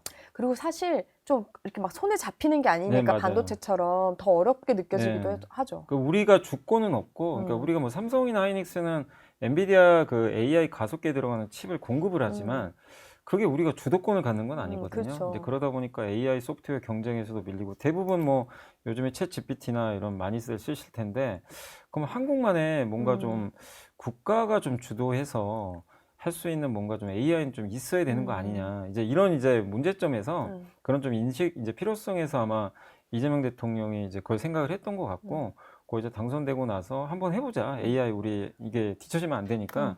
그래서 이제 하는 방식 중에 하나가 다른 방식이 아니라 약간 물론 좀 약간 느낌은 좀 게임하는 좀 방식이긴 해요. 그러니까 몇 팀을 좀 선발해서 네, 국가대표처럼 해서 그러니까 왜냐하면 또 어떤 뭐 그 특정 기업한테 이걸 줘버리면 또 문제가 좀 생길 수도 그쵸. 있거든요. 예, 그래서 좀 약간 공정하게 좀 만들기 위해서 선발팀을 좀 만들자. 그래서 15개 팀을 해서 그 중에 이제 10개 팀을 선별한 다음에 네. 그 다음에 이번에 이제 최종적으로 5개 만들었고 네.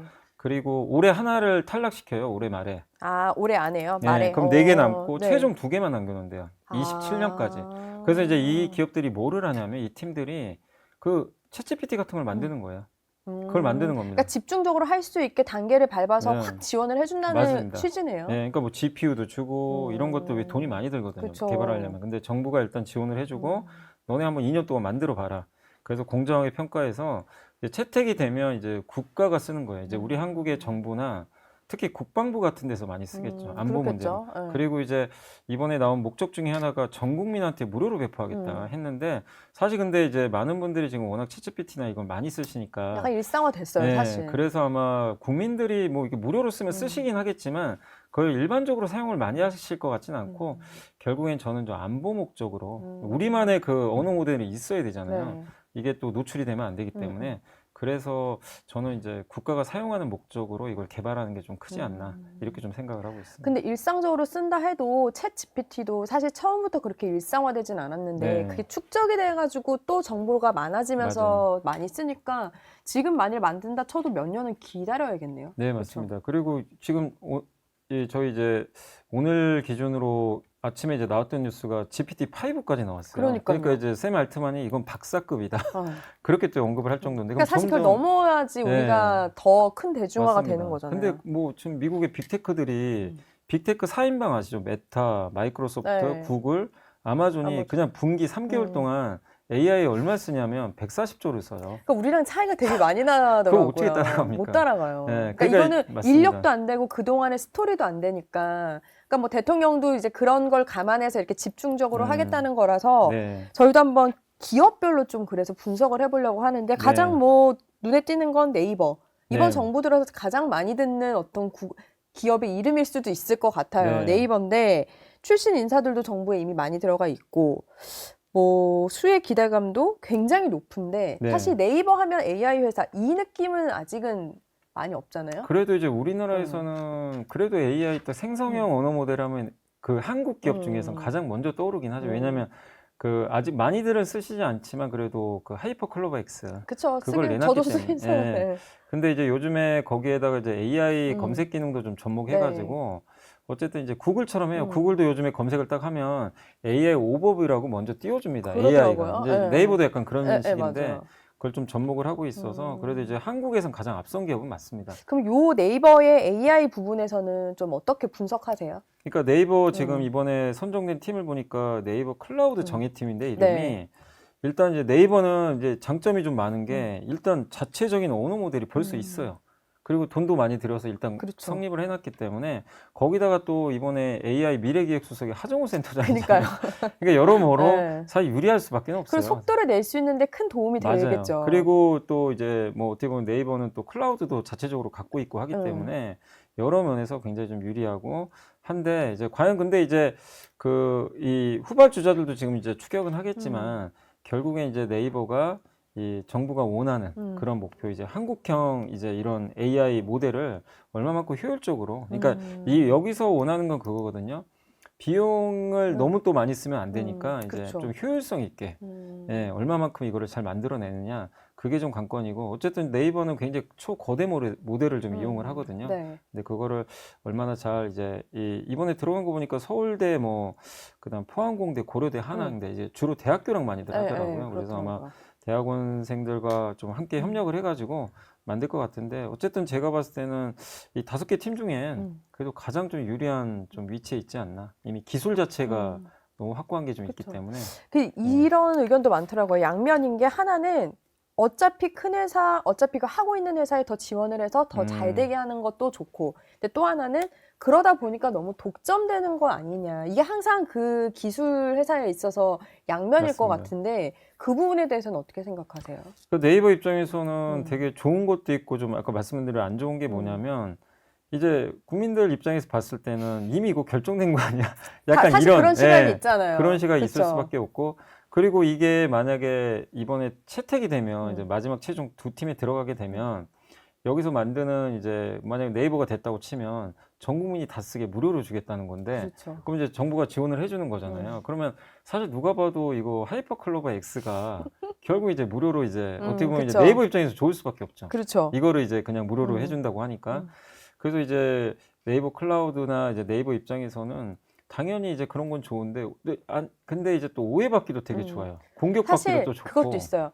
본전 찾기 정도 이상이 될 거면 네. 그게 쉽지 않을 것 같긴 맞아요. 하거든요. 그리고 또 지금보다 더 좋은 뭔가 모멘텀, 그러니까 그 기술력을 좀 발휘해서 그렇죠. 만들어내야 되는 그런 좀 숙제도 있기 때문에 그리고 정부도 정부 입장에서도 이걸 모를 리는 없기 때문에 선정하는데 또 부담이 될 수도 있어요. 아, 그럼요. 네. 그 일부러라도 사실 그러니까요. 고려를 하겠죠, 예, 또. 그래서 이게 좀 장점도 되지만 조금 그러니까요. 어떻게 보면 불확실성도 될 수 있는 상황인 것 같아요. 그 고민이 투자자들도 똑같이 할 것 같기는 하거든요. 네. 그 정보만큼. 그럼 투자자 입장에서 네이버를 이제 사려고 하거나 갖고 있을 때 상승 모멘텀으로 앞으로는 좀 어떤 부분을 봐야 돼요? 근데 저는 이제 이런 이제 약간의 그런 이제 뭐 우리가 딱 그 국민들 시선으로 봤을 때 이거 네이버한테 너무 몰아주는 거 아니야 이럴 수도 있지만 근데 저는 이제 그런 생각보다도 사실 네이버가 어쨌든 저는 우리 한국형 모델은 있어야 된다고 생각을 해요. 저도 그거는 예, 있어야 반드시 된다고 어느 생각해요. 나라나, 이 시대는. 예, 그렇죠. 그게 이제 주권이잖아요. 네. AI 주권인데 근데 그런 측면에서 봤을 때 어느 기업보다 네이버가 잘할 수밖에 없는 게 네이버는 지금 벌써 지금 25년 됐죠. 2000년에 네이버 나오고 나서 온갖 한글 데이터를 다 갖고 있어요. 맞아요. 이 관여가 안 된 거 없어요. 그만큼 정보 많은 데는 맞습니다. 없을 예, 거예요. 뭐 블로그부터 카페도 있고 거기 뭐 메일도 주고 받으시고 우리도 사실 바로 네. 네이버 치긴 하잖아요. 맞아요. 그렇죠? 예, 검색 데이터뿐만 아니라 그렇죠. 그러니까 한국어로 된 그 데이터는 정 네이버를 따라갈 수가 음. 없는데 그걸 이용해서 AI 데이터를 만들어내고 그걸 이제 생성형 언어 모델로 접목을 해서 한국형만의 그러니까 챗GPT가 못하는 한국만의 스타일로 이 접목하는 거는 그거는 굉장히 자산이거든요. 네, 근데 그쵸. 그거를 단지 그냥 좀 눈치 봐야 되니까 또 안 하고 그거는 사실은 저는 좀 오히려 보면 또 낭비라고 생각을 해요. 분리할 필요는 있는 것 네, 같아요. 네. 그렇죠. 그래서 저는 네이버가 어쨌든 좀 잘할 거라고 생각을 하고요. 그리고 굉장히 뭐 유리한 위치도 그거는 이 팀의 그냥 경쟁력입니다. 그걸 뭐라고 할 건 아니에요. 그렇다면은 그러니까 뭐 해결해야 할 과제라고 할까요? 약점이라고 할지 뭐가 또 남아 있어요, 네이버는? 네이버의 그 약점이라고 할 거는 뭐 AI 쪽에서는 근데 어쨌든 이제 그거죠. 우리 눈높이로 봤을 때 네이버는 굉장히 큰 기업이니까 과연 진짜 챗GPT의 눈높이란 말이에요. 우리가. 사실 그렇죠. 우리 눈높이는. 근데 맞아요. 거기에 맞출 수 있냐. 근데 네. 조금 작은 기업은 그 정도 눈높이는 아니에요. 그냥 딥시크 정도 눈높이가 될 그쵸. 수 있는데 네이버는 그게 아니란 말이에요. 훨씬 좋은 성과를 내야 돼요. 그러니까 그 눈높이를 충족시킬 수 있을 것인지 그게 좀 가장 큰 좀 관건이고 그리고 그 가성비도 좀 좋아야 되니까. 그렇죠. 그런 가성비가 사실 국민의 어떤 호응을 좀 얻어야 될 네. 것 같기는 해요. 그래서 좀 이제 네이버는 그 약간 부담감이죠. 그걸 어떻게 극복할지가 좀 관건인 것 같습니다. 이게 왜 또 부담 가지면 안 해도 될 거를 또 하게 되는 그런 패착이 생길 수도 네. 있으니까 그런 것 좀 정부가 잘 좀 케어를 했으면 네. 좋겠고 LG로 좀 넘어가 볼게요. 뭐 직접적인 출신 인사도 있고 이끌기 때문에 또 이 네이버만큼이나 당연한 네. 기업으로 생각하신 분들이 많아졌을 텐데 여기는 엑사원 상용화 여부가 좀 달려 있을까요? 투자자 입장에서는? 근데 LG 그 엑사온 같은 경우는 굉장히 평가는 좋더라고요. 그러게요. 되게 기술 평가가 굉장히 높았고 예전에도 여기 뭐 저도 이제 기사를 찾아보니까 네. 글로벌 AI 성능 분석 전문 기관에서 그 인텔리전스 지수 평가를 했는데 뭐 글로벌 뭐 11위에 올랐다.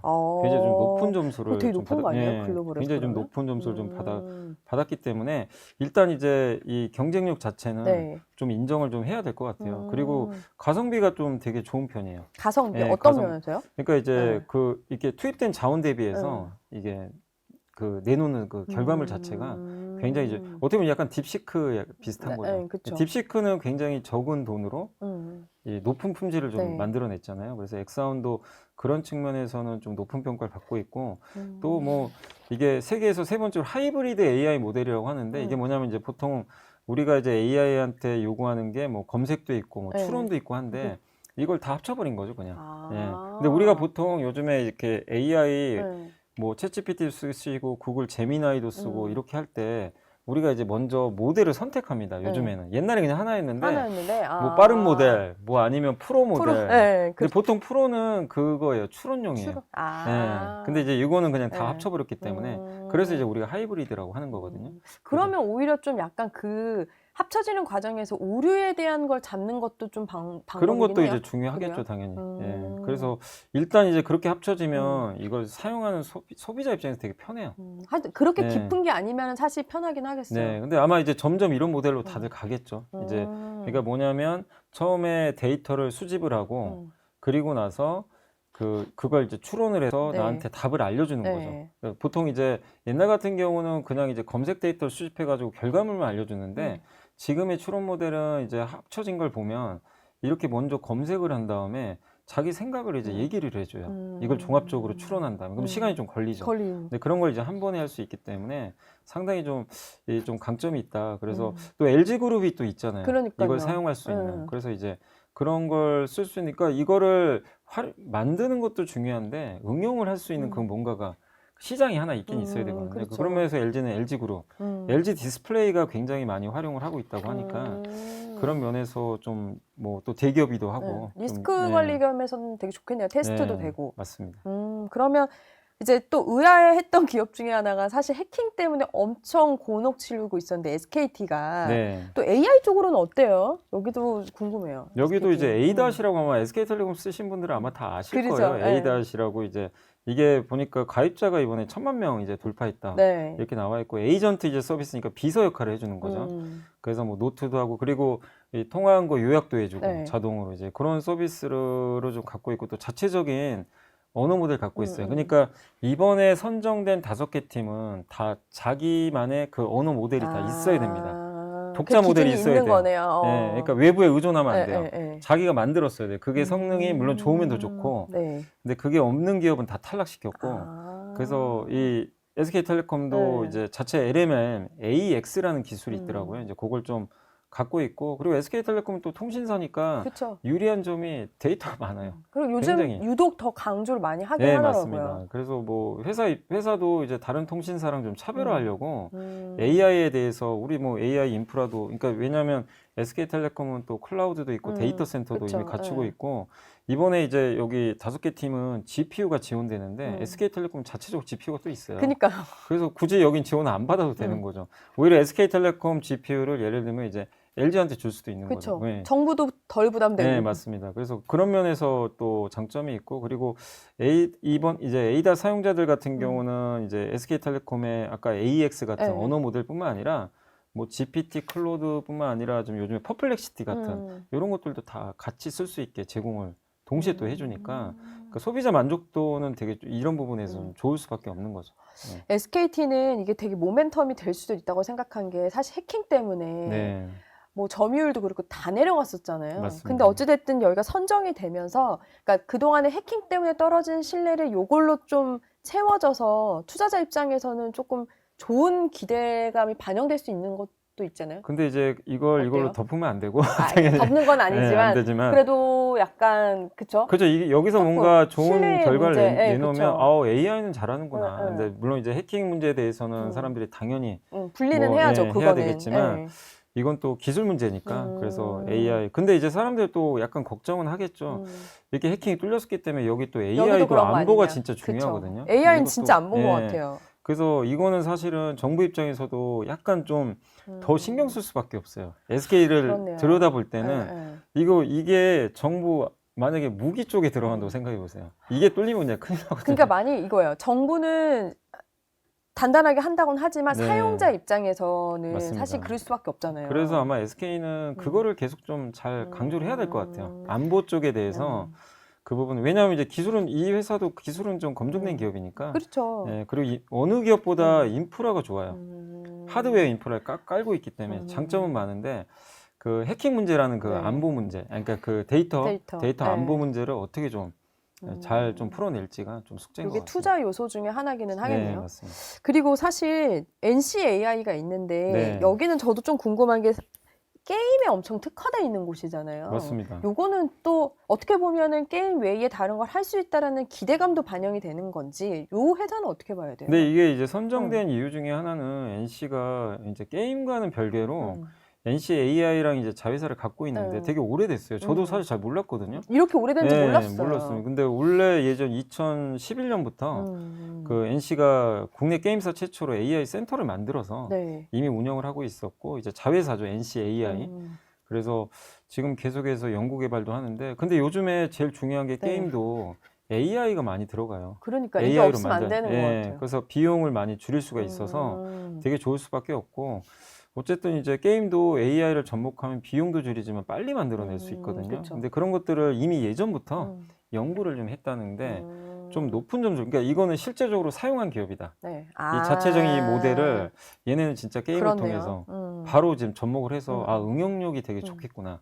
이렇게 해서 아마 그 아마 선정을 좀 했던 것 같고, 그리고 실제 성능 평가도 괜찮고, 그 이번에 이제 들어갔던 이제 같은 컨소시엄 맺었던 기업들을 제가 좀 보니까 네. 롯데랑 포스코 그룹이 좀 들어가 있어요. 그러니까요. 네, 그래서 이제 거기랑 롯데 이노베이트, 포스코 DX도 사실은 이제 포스코하고 롯데그룹의 클라우드나 네. 이런 이제 데이터를 담당하는 기업들이거든요. 근데 여기랑 이제 손을 잡고, 그러니까 NC가 게임, 이게 걱정되는 거 그거죠. 게임은 좋은데 다른 산업하고 뭐 연결성이 있나? 여기에 대해서는 약간 많이 의문보가 있을 의문 수 들죠. 예. 그렇죠. 그래서 아마 이제 포스코랑 롯데랑 좀 손을 잡고 그런 좀 부족한 점을 좀 메꾸려고 한 게 아닌가. 그럼 투자자 입장에서는 그 두 회사를 투자하는 사람들도 있겠어요. 그죠. 그런 이제 어차피 여기 좀 들어가 그쵸. 있으니까 만약에 된다면, 그리고 원래 포스코랑 롯데 이노베이트는 이거 아니더라도 뭐 그전부터 지금 계속 뭐 클라우드라든가 회사에, 그러니까 포스코 그룹과 롯데 그룹의 그 소프트웨어를 다 담당하는 기업이거든요. 그렇기 때문에 그런 업력도 좋기 때문에, 근데 이번에 만약에 혹시 선정이 된다면 나중에 최종적으로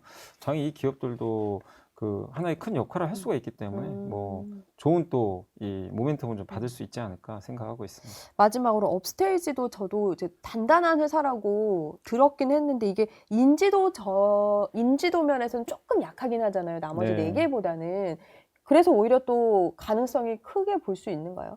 근데 이제 이 회사 같은 경우 아마 좀 생소하실 수도 있어요. 업스테이지는 좀 그쵸. 잘 알려지진 않았죠. 맞아요. 예. 근데 어쨌든 이제 예전부터 그 이름이 솔라예요, 솔라. 솔라. LMM이라고 하는데 생성형 언어 모델을 네. 하는데, 요게 정말 이제 어떻게 보면 이제 아까도 제가 딥식 한번 말씀드렸지만 가성비가 좋아요. 아무튼 이 중소 회사잖아요. 어떻게 보면 그쵸, 스타트업이니까. 그래서 상당히 이거 강점은 그거예요. 굉장히 가볍다. 가볍다. 가볍고 이제 저비용으로 만들어낸다.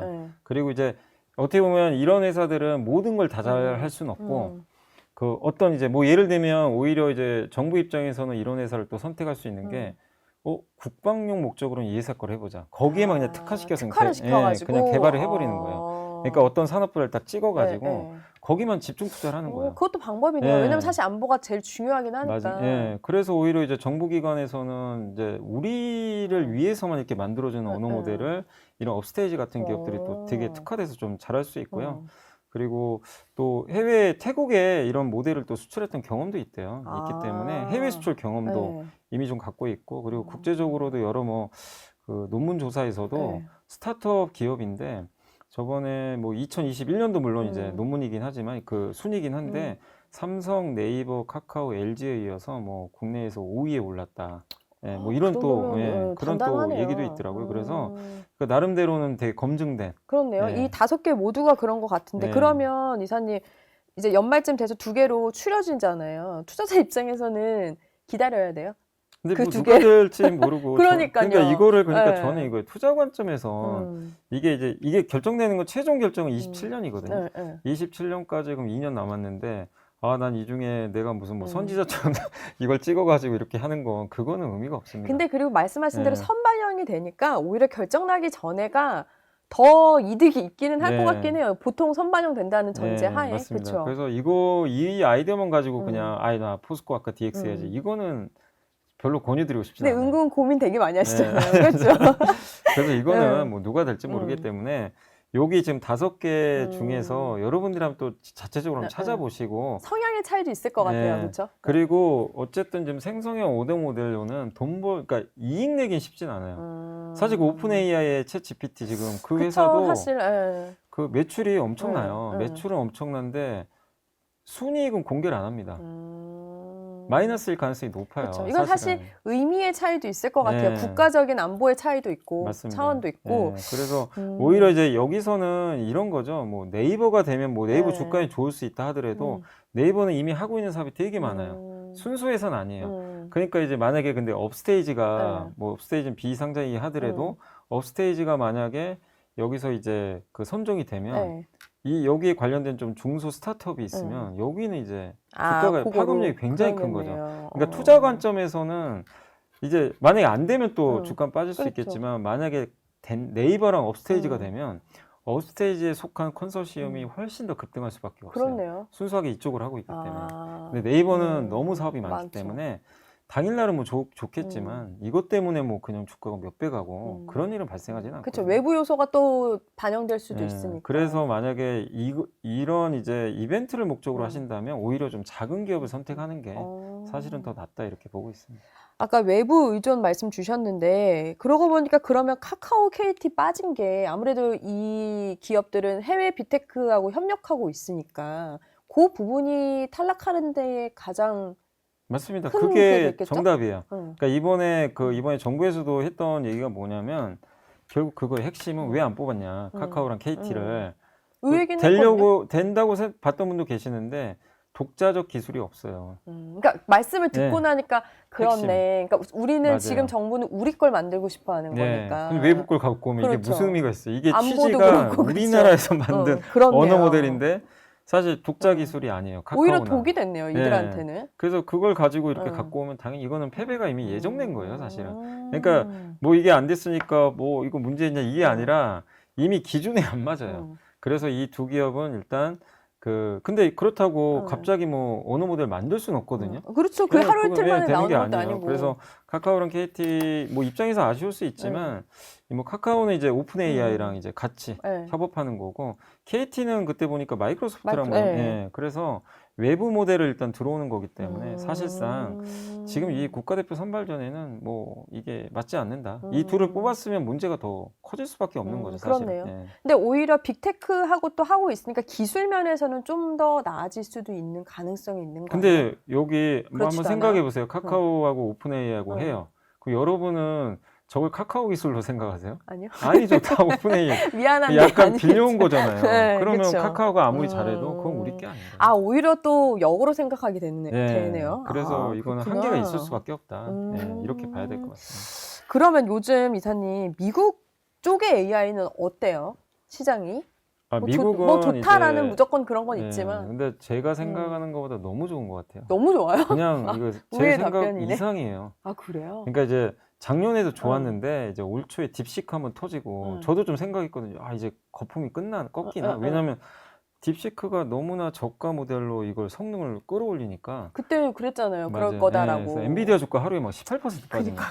그 난리가 났는데 결국엔 근데 그때 그로부터 좀 한두 달 뒤에 많은 빅테크가 뭐라고 했냐면 실적 발표할 때 네. 걱정했던 게 시장이 그거였죠. 이제 AI 지출 줄일 거다. 딥시크 봐라. 아. 저렇게 투자 많이 안 해도 되는데 굳이 많이 하겠냐. 이 막대한 투자. 근데 구글의 그때 제가 아직도 기억나요. 구글 CEO가 실적 발표에서 과소 투자보다 과잉 투자가 낫다. 아, 많이 해야 된다. 과잉 투자. 차라리 그게 낫지. 여기서 적게 투자해서 만약에 뒤처지면 이거는 그냥 이제는 더 이상 돌이킬 수가 없다. 차라리 많이 투자해서 욕먹는 게 낫다. 그 얘기를 했어요. 이제 근데 그로부터 또 시간이 지났는데 수많은 빅테크가 지출을 안 줄입니다. 더 늘리고 있어요. 더 이번에도 이제 메타도 더 늘렸고 그러니까요. 구글 더 늘렸죠. 100억 달러 더 늘렸고. 그러니까요. 그러니까 우리가 예상한 것보다 더 늘리는 거예요. 그래서 원래는 이제 지출 증가율이 이제 작년에 너무 좋았거든요. 작년에 한 53%였는데 그래서 이렇게 꺾일 줄 알았어요. 네. 증가율이. 근데 올해 58%가 더 늘어났어요. 그러니까요. 그러니까 이건 우리 예상 바뀌잖아요. 그러면 시장은 놀래는 거예요. 놀래기 때문에 주가가 당연히 반응을 해서. 근데 AI 지출을 증가시키면 제일 수혜받는 기업은 당연히 엔비디아죠. 그렇겠죠. 네, 데이터 센터에 들어간 칩. 그래서 뭐 공급도 부족하고 독점이니까. 그래서 엔비디아가 이제 먼저 올랐고 그래서 시총 4조 달러 가버렸잖아요. 그러니까요. 예. 그리고 뭐 힘드니 많이 했는데 맞아요. 그 반영 다 됐잖아요. 예, 그리고 마이크로소프트는 클라우드 제공해주고 그래서 또 4조 달러 넘어갔고 아마존만 못 갔던 이유가 아마존이 못해서가 아니라 아마존은 데이터 센터가 부족하대요. 더 하고 싶은데 전력도 부족하고 그러니까 늘리고 싶은데 지금 못 늘려서 지금 빠져버린 거예요. 그러니까 여기가 AI가 뭐가 문제가 있어서가 그쵸. 아니라 하고 싶은 그 용량이 양 있는데 용량이. 예. 그러니까 이거는 AI가 역성장하는 게 아니잖아요. 네, 그렇죠. 그리고 데이터 센터 관련된 기업들 그리고 이제 최근에 가장 뜨거웠던 게 팔란티어. 네, 그쵸. 팔란티어가 이제 미국에서 가장 대표적인 AI 소프트웨어 기업인데 이 회사가 뭐 정말 압도적인 성장으로 그러니까요. 뭐 주가 끝도 없이 가잖아요. 근데 원래는 국방부에 이걸 줬다가 지금 민간 기업들이 그 팔란티어 제품 이용해 가지고 3일 걸릴 걸 하루 만에 해내버리고 정말 이제 혁신을 일으키고 있는 자동화 소프트웨어잖아요. 그래서 팔란티어가 그걸 제공해서 기업들이 비용을 줄이니까 오 AI 되네. AI가 거품이 아니구나. 그래서 지금 시장에서 생각하는 건 이게 도대체 어디까지 투자가 그쵸. 늘어날까? 그래서 이제 앞으로 여러분들이 저는 이제 말씀드리고 싶은 게 그동안은 반도체 시대였잖아요. 그쵸. 그죠? 엔비디아. 근데 엔비디아 이제 이쪽보다는 저는 결국 아까 제가 아마존 얘기한 것처럼 지금 모두 다 뭐가 부족하냐고 똑같이 얘기를 하냐면 데이터 센터가 데이터 부족하다. 센터. 우리도 마찬가지예요. 그쵸. 그래서 데이터 센터를 엄청 지어야 돼요. 근데 뭐 아랍에미리트도 많이 지을 거고 전 세계 다 지을 겁니다. 그럼 거기 들어가는 뭐 엔비디아 칩은 기본이고 근데 이제 엔비디아도 엔비디아만 하는 게 아니라 수많은 기업들이 이제 자체 칩 만들려고 하니까 경쟁은 조금 이제 치열해질 것 같고 근데 데이터 센터는 요즘에 AI 데이터 센터를 제가 얼마 전에 그 파이낸셜 타임즈 기사를 네. 한번 본 적이 있는데 저도 그거 보고 좀 깜짝 놀란 게 옛날 데이터 센터는요 어떻게 돼 있냐면 이렇게 이제 데이터 센터 서버들이 쫙 깔려 있잖아요. 옛날 데이터 센터는 공간의 70%가 서버로 채워져요. 나머지 공간은 30% 정도 약간 네. 유휴 공간이고 이제 거기 이제 냉각 시스템 있고 한데 AI는 정반대예요. 30%만 서버고 나머지는 빈 공간이에요. 그러니까 빈 공간은 뭐냐면 열을 빼줘야 돼요. 아, 인프라가 그러니까 또 깔렸을 냉각 발달이 중요하다 네. 이런 얘기가 나오는 거니까. 그래서 왜냐하면 열이 너무 많이 발생해요. 그쵸. 그래서 이 냉각이 그러니까 열이 일정 온도 올라가면 AI 그 데이터 센터가 작동 안 하고 이게 멈춰버립니다. 왜 멈추면 끝나는 거예요. 그렇죠. 큰일 나요. 그리고 그건 진짜 멈추면 안 되는 네, 거잖아요. 멈추면 안 돼요. 24시간 무조건 유지돼야 되니까 열 관리가 핵심이다 보니까 그걸 하기 위해서 거기다 공기 냉각, 뭐 아니면 액체 냉각. 네. 그래서 저는 이제 그런 데이터 센터의 가장 중요한 그 나머지 70% 차지하는 빈 공간을 채워줄 그 약간 이제 아까 냉각 시스템도 네. 마찬가지고 인프라 기업들 있죠. 아, 그것도 데이터- 방법이네요. 네. 그리고 뭐 전력기기도 마찬가지예요. 네. 전기 24시간 공급해야 되니까 원전주가 괜히 가는 게 아니거든요. 그러니까 꾸준히 가더라고요. 네. 그래서 이제 반도체에서 요즘에 벗어나서 이거를 24시간 가동할 수 있게 도와주는 기업들이 있어요. 네. 거기가 지금 이제 아, 그 가장 사이드를 보는 것도 방법이긴 네, 하네요. 그게 지금 가장 중요한 지금 상황으로 가는 것 같아요. 그렇다면 그래서 더 궁금한 거는 그러면 지금은 미국 주식을 하는 게 답인 건지. 저 오늘 이거 방송한다고 그랬더니 진짜 많이 물어봤어요. 한국은 어쨌든 여지를 뒀잖아요. 기대감을 줬잖아요. 이거를 사가지고 계속 들고 있어 팔란티어가 될 때까지 기다려야 되는지 아니면 팔란티어나 뭐 아마존 같이 저가일 때 사서 하는 게 답인지. 근데 이거예요. 답은 그러니까 없겠지만. 저는 이제 환율로 보면은 앞으로 전 달러를 약세로 봐서 사실 미국 주식은 그러세요? 좀 불리하다고 보지만 그러나 AI를 이끄는 기업은 다 미국에 있어요. 근데 그거 사실 하루 이틀 만에 따라잡을 네, 수는 없는 그거는 거고. 쉽지 않아요. 네. 그렇기 때문에 내가 AI에 한번 집중적으로 투자해보고 싶다. 네. 그러면 미국 가야 돼요. 그건 그래요? 어쩔 수 없어요. 우선순위 미국이에요. 근데 우리나라는 AI에 이게 선도 역할을 한다기보다는 우리나라도 보조 역할을 하는 기업들이 그쵸. 많이 있죠. 뭐 예를 들면 하이닉스도 있고, 음. 그 다음에 이제 우리나라도 변압기 잘 만들죠. 그쵸. 그런 것도 사실 AI예요. 원전 아, 다. 그런 부분으로. 네, 근데 그런 것들 중에 미국보다 우리가 더 잘하는 게 있으면 원전은 우리가 더 잘해요. 그렇죠. 사실. 그렇죠. 원전을 한다면 우리를 해야 돼요. 그러니까 이제 비교를 해보세요. 아, 요소들을 잡아서 뭘 더 잘하냐를 네. 따져봐야 되겠네요. 그러니까 달러 약세냐 이걸 먼저 보지 마시고 기업의 경쟁력을 보고 원전을 한다면 저는 한국을 추천드리고 근데 만약에 이제 데이터 센터 아까 액체 냉각 네, 액체 냉각하는 회사가 버티브라는 회사가 있어요. 네. 미국에. 음. 그 회사는 거의 독보적이거든요. 그쵸. 그럼 그거는 미국 회사예요. 당연히 미국이죠. 네. 그러면. 그리고 이제 약간 이건 헷갈릴 수 있지만 이런 거죠. 그 미국의 그 LNG 발전소가 네. 요새 이제 많이 지어지는데 그게 AI 데이터 센터에 전력 공급하잖아요. 거기 들어가는 터빈 세계 1위가 GE 번호가인데 세계 1위고 두산 에너빌리티도 해요. 아, 그렇네요. 4위예요. 맞네요. 네. 근데 이제 이거 이제 고민이죠. 내가 GE 번호를 그쵸. 할까? 근데 두산 에너빌리티는 또 고민 원전도 크다. 한단 말이에요. 그렇죠. 그래서 이거는 그러니까 이거예요. 천연가스 발전소로만 하면 GE 번호가를 해야죠. 그쵸. 1등을. 네, 그렇죠. 근데 두산 에너빌리티는 원전에 또 엮여 있다니까. 아, 이 두 가지가 좋으면 그렇네요. 두산으로 가는 거고. 아니면 분산하던가. 네, 그래서 저는 너무 막 미국이냐 한국이냐 이렇게 나는 미국만 해야지, 나는 한국만 이거 아무 의미가 없어요. 특히 요즘 엄청 고민을 많이 그렇게 하시는 고민하지 것 마세요. 그냥 미국도 하시고 한국도 하시고 회사별로 경쟁력 있는 거 하시고 뭐 ETF도 되게 많으니까. 그러니까. 아, 근데 이사님 애플은 어떻게 보세요? 애플은 네. 이제 지금 올해까지는 그렇게 좋게는 안 보는데 그래요? 가능성이 있기는 저는 해요. 좋게 봐요. 그래요? 장기적으로. 이번에 왜냐면 그리고 또 삼성이랑 협력하면서 다시 또 이미지도 더 왜냐면 AI에 맞아요. 대해서는 약했잖아요, 네. 애플이. 근데 원래 이제 애플의 역사를 보면 되게 좀 흥미로운 게 애플의 그 시리도 사실 M&A에서 가져온 거거든요. 그렇죠. 모든 기술을 다 M&A로 가져온 거예요. 애플이 개발한 건 거의 없어요. 사실은 그 칩 설계하는 것도 다 M&A 한 근데 거예요. 다 이미지가 애플이 한 것 네, 같잖아요. 맞아요. 이미지는 그렇게 이제 심어놨는데 정말 사실은 신기한 회사예요. 정말 M&A 세계에서 제일 잘한 기업이에요. 근데 진짜 똑똑한 거네요. 네, 근데 그 후로 지금 M&A 잘 안 하죠. 그렇죠. 네, 팀쿡 이후로 그냥 확장도 잘 안 하고 뭔가 유지하는 그런 느낌인데 근데 이제는 애플도 네. 여기서 한 단계 더 나가야 돼요. 음. 그래서 저는 이번에 그 팀쿡도 네. 실적 발표할 때 AI 시리 업그레이드 하는 거 그거 내년으로 연기됐다고 했잖아요. 네. 했는데 자체적으로 지금 못한 것 같아요. 원래 자체 개발하려고 그랬어요. 그 팀이 아, 있어요. 그렇네요. 맞아요. 그 네. 보도도 났는데. 근데 그쵸? 그 팀이 아마 해체된 걸로 알고 있어요. 그게 아마 아. 거기 팀장인가 그 사람이 나간 걸로 알거든요. 맞아요. 그래서 나갔다고 저는 이제 그 그랬어요. 뉴스를 보면서 아 저번에 한번 퍼플렉시티 인수설이 떴어요. 그래서 저는 M&A 할 것 같아요. 저는 그냥 차라리 애플 돈 많으니까 똘똘한 그 큰 뭐 퍼플렉시티도 좋고 그 AI 잘하는 기업 인수하는 게 제일 좋다. 아니 그걸 잘하면 잘하는 것도 방법인 것 같긴 해요. 잘하는 굳이 걸 하는 AI 것도. 만들 필요 없어요. 예, 그냥 이제 가져오면 돼요. 왜냐면 잘하는 거 네. 못하는 거에서 돈을 버리느니. 맞습니다. 그래서 그거를 이제 애플 아이폰에 심어서 네. 시리에 넣고 아마 내년에 이제 출시할 거예요. 그래서 M&A 한번 기대해 보시면 좋겠고 그리고 애플 아이폰 여전히 잘 팔려요. 우려는 큰데 그래 여전히 약간 잘 무조건 팔려요. 사는 사람들이 맞아요. 있잖아. 그리고 제일 걱정했던 관세도 이제 트럼프한테 선물 줬잖아요. 그쵸. 그래서 그것도 해결됐고. 심지어 뭐 트럼프 입에서 애플이라는 이름까지 네. 나왔기 때문에. 그래서 저는 애플도 주가 많이 빠졌잖아요. 올해 네, 정말. 그러니까요. 테슬라하고 올해 애플만 안 좋았죠. M7 중에. 근데 어쨌든 애플도 이제 거기에 들어갈 수 있어서 네. 저는 애플은 좀 내년 보시고 한번 긍정적으로 봐도 되지 않나 싶습니다. 그러면 이제 AI 기술 얘기하고 있었는데 그 밖에 또 회사들 뭐 얘기해 주실 만한 데가 있으세요? 국가적으로도 다르고 기술적으로도 다르기 때문에 꼭 미국이 아니더라도. 그러니까 저는 이제 어떻게 보면 이제 AI 쪽에서는 우리나라 같은 경우는 결국엔 그래도 지금 이재명 정부가 원하는 거 AI 지금 네. 투자도 하기를 원하고 뭐 소프트웨어 같은 것도 이제 아까 우리나라만의 언어 모델 만들기 그렇죠. 원하니까 그래서 아까 뭐 저는 여전히 네이버도 괜찮게 봐요. 언어 모델 갖고 있기 국장으로. 때문에. 네. 뭐 그래서 네이버라든가 또 삼성 SDS 네. 여기도 언어 모델 또 갖고 있거든요. 그렇네요.